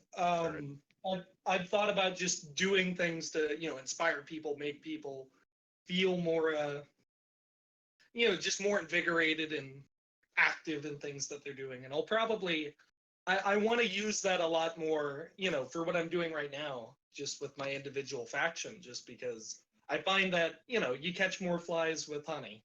And also it's a great way to treat a lot of talented people who put so much time and so much work into this hobby that they love. I think it's fair to give them that sort of respect and that sort of admiration. And I want to say that I extend that to everybody here, or I at least try to. Well, if you ever want to have a Ned talk, you can sign me on as a participant. I'm all for it. I like that. I think instead of TED Talks, we have Ned Talks. Are we having Ned Talks now? Yes. Oh, hold on. We're still recording. Theo, did you say that just so you could get to that joke? No, it actually kind of happened as you were speaking about wanting to do it separate from this. Oh, that's so wonderful. Yeah. No, I should have Ned Talks. You should. I paid him I'm all for it. $50 to lead into that joke. I mean, if I knew that you were going to pay me, I would have asked for a lot more. I'm not going to lie. Bobby, real quick before we go back in, do you want to weigh in on main page? Well, if it's all good, I'm gonna jump in and I'm gonna get my quick and dirty picks in. I'm sorry I'm late to the table, guys. I was trying to get my beauty sleep. It didn't work. I'm not any cuter. So, from top to bottom, I'm just gonna go real quick. If anybody has any questions, DM me, or maybe I can cover it in a later cast or something like that. Okay. The opener, I'm going with Liam Roberts. Then I'm going Centurion over Osira. I'm going Hawk Hendricks for the title shot opportunity match. I'm going to go with Dolly Waters. For the X title, I'm going to go with Alias. For the Internet Championship match, I'm going with Atara. For the Anarchy Championship, I'm going to go with Fury. It's a tight one, but I'm going with Fury. For the TV title match, tough one to call, but I'm going to go with Dixon right now. I don't think he's ready to lose that title. Hart Championship match. I know both y'all are in the room. Got to pick one of y'all. I'm going to go with Duke. No offense to anybody else in the room. The Shooting Star Championship match. I'm going to go with Betsy retaining. Cannot predict my own match. For the Leap of Faith match, I don't know if I'm picking a dark horse here, because it is loaded. But I'm interested to see what everybody brings out. I'm really interested to see the work of Thrax. Just because I haven't seen a lot of it. But I am going to pick Corey. And then the main event, again, this story has been building for a long time. This match has been a long time coming. I think a lot of people in the Fed have been involved in this match, which is awesome. Yeah, I'm going to go ahead and just say, no offense, Chris, but I'm going with Maine on that one. And you'll be wrong, and that's okay. TK, man, hit me up. Talk to me about CCP and Robert Maine. Well, this story, everyone said it. It's been running for 2 years, right? I only got to see from like 2020 on, right? You guys have been friends and then turned on them, found out that you guys were enemies. If I have to pick a hard winner here, I'm always going to say fuck Robert Maine. CCP retains here, and that's what I'm going to say. Yeah, you know what? Fuck Robert. Oh shit. Ladies and Robert Maine. What's up, man? Welcome to the podcast. Let's talk about this UD title match. How you doing, brother? So it seems a couple of you got it right. A couple of you can kiss my ass. What's up, guys? You know, it's that time, man. Something that we've been working for and working towards for a hot little minute that had no timestamp on it. Really. Just want to get your thoughts on where we started 2 years ago. Just about our first championship match was at Leap of Faith, 1-on-1, where you walked in as champion and you walked out as champion. Now here we are, literally 2 years later, with a complete role reversal. Yeah, Chris Page has never beaten Robert Maine. So, I plan to keep that going. Leap of Faith. But it's been a long time coming. I mean, a lot of twists and turns. There's been a lot of people involved, which that's what we wanted. And, pulled a lot of strings to get Apex back together to kind of fight Bob. We're still outnumbered, as you can see. But yeah, there's going to be a lot of interesting things happen that some people might not see coming, and if they don't see it, I'm glad that we got them. What do you think, Paige? I think you're fucked, personally. I've been looking forward to this since God, Relentless 2019, give or take. I can't predict my own match, obviously. If I could, I'd pick me, because again, you're fucked. I will say this: it's been a tremendous ride so far, and that we're not done. This is going to be you're going to get my best shot, man. And if it's good enough, great. If it's not, it ain't going to be because I didn't try. So, Paige, since you get to call the shots in the match, you're champion. What is going to be the stipulation for a match? What am I going to be up against? Well, I mean, here's the deal. Like, Robert Maine is this unstoppable force. I think it's safe to say, and I think everybody on this podcast would agree with that. Robert, in order to beat Maine, you have to put Maine in a non-winnable situation.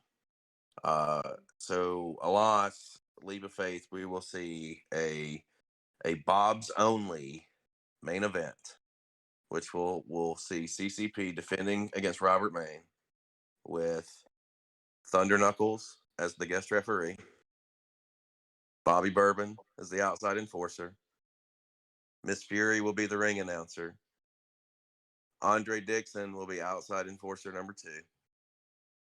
No interference from anybody from the time the bell rings, from bell to bell. If anyone gets involved, they're done. It's going to be Maine and Page in the Bob's only match. And I could only think of TK to be the official for that match because, after all, I mean, we do some pretty good business together.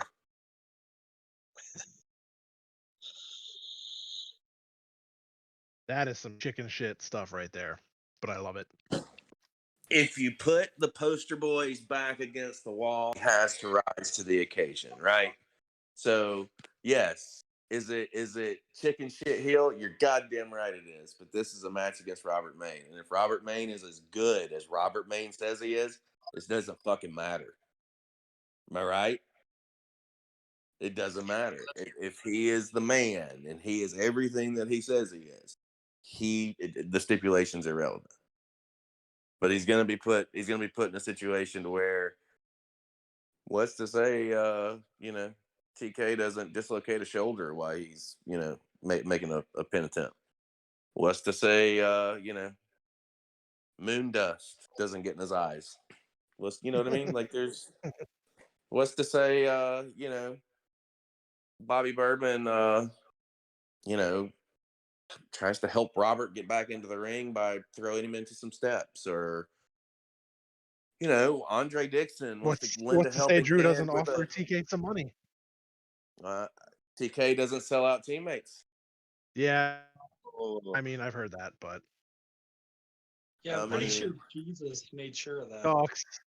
Money and, talks. and in reality, why would TK accept money when he cracked Robert's skull? You know what I mean? Like, there's a lot in play and a lot that can happen, and it's going to be a really fun stipulation. And here's the the OOC and the backside of this. Robert is that good to knock me off. It's happened twice. Let's not forget that. So if it happens again, if he does get the win here, he overcomes every obstacle and every odds that's put in front of him. Right? It's Like, what I want. It's what I wanted. you think about the comeback story there. If he is successful, and I'll tell you this, like, Rob and I, OOC, like, this is my brother, man. Like, I'll do business with him all day, every day. This is not even a question. It's because we work so well together. I've learned a lot from him over the last year and a half. Like, when we teamed together, we always knew that it was going to come back around, but we didn't have that timetable on it. So we were able to work together for a year, literally a year as teams. So I learned a lot. I learned about his style. I learned about his delivery, just like he learned me. So Oh, it's not absolutely. the same. It's not the same Robert May from 2 years ago, and it's not the same Chris Page from 2 years ago. At the end of the day, I hope that I open some eyes and I shock some fucking people, because I'm more prepared now for this than I was 2 years ago. No, you are. I mean, working together, for all that time in the tag team, I've learned more so how to talk better trash, and I taught you how to pace and tell a story. So I kind of gave you behind the scenes access to me that a lot of people don't get. But I seen that, like, you were used to the back in the day stuff where you would write trash talk and the number of role plays mattered. Nowadays, things have kind of changed. You need to have a story, start, finish, and end. And I could always tell a story, but my trash talk was, so-so. So, yeah, you definitely are more equipped, but you're not going to beat me.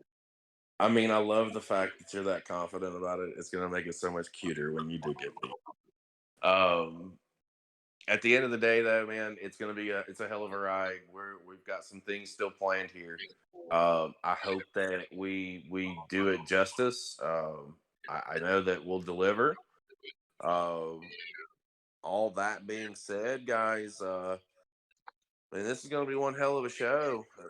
Excuse me. And it's going to be one hell of a fallout when it's all said and done. Theo, man, let me throw it over to you for some closing thoughts on what this leap of faith 2021. It's a huge card. I mean, it's not the biggest card we had. I think we had one that was a few more matches in this, but it's certainly one with a lot of implications, a lot of really good matches, a lot of really solid build up to all of those matches. The leap of faith match is in my memory the biggest one we've had, and I don't just mean in terms of number of people, but of the talent in that match. I think we've done a really good job of putting together some really solid pay-per-views this year, but I think that this one may potentially top both of them, both Snow Job and March Madness. I'm excited to see it, and I'm excited not just for what is on the card and what's advertised to happen, but what could potentially happen by the end of the show. Because we could be looking at two people with briefcases wanting to cash in maybe right then and there, or maybe they'll bide their time and slowly torture whoever the champions are. But yeah, I'm excited. There's a lot that I think is going to happen with this pay-per-view. Thaddeus Duke, man. Closing thoughts.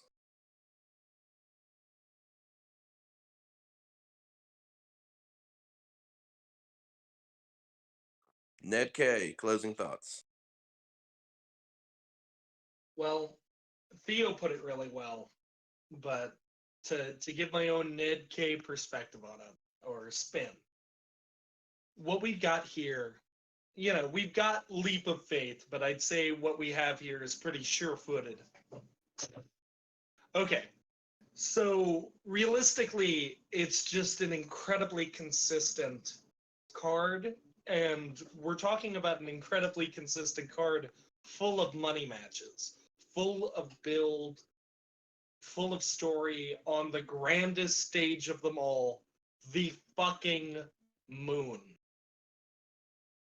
It would be difficult to say this couldn't take the cake of just being the best pay-per-view of any other given year.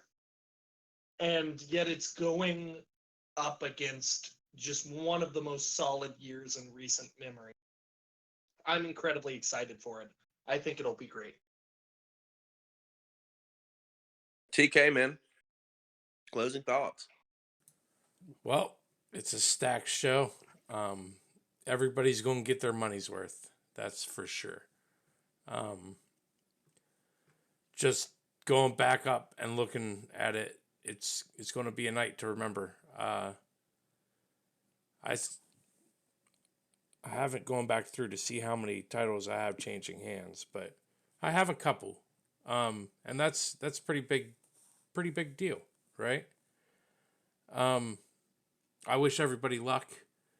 I would also like to say that this podcast was recorded before anybody's work came out, so don't think this is a reflection on what you did. This is just some bullshit that we're talking. That's all. It's got the potential to deliver a lot, and as Theo was saying, there's a lot of implications that are involved in this pay-per-view. There's a lot of things that could happen. 2 briefcases being in the mix, being one of them. There's just way too much to see on how it all shakes out. The only way to find out, though, is to catch Leap of Faith live from the moon. Guys, it's going to tie a bow on this one for Ned, for Thad, for Theo Pryce, and Thunder Knuckles. I'm Chris Page, and to that we say, Vinny, take us out.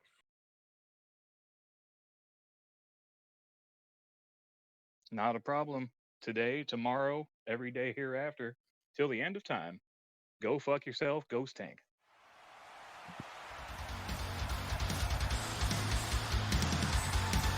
Thanks for listening to the XWF podcast.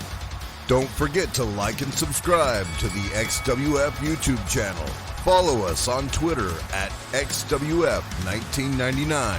And don't forget to check us out at XWF99.com. Be sure to join us next time where the action never slows down.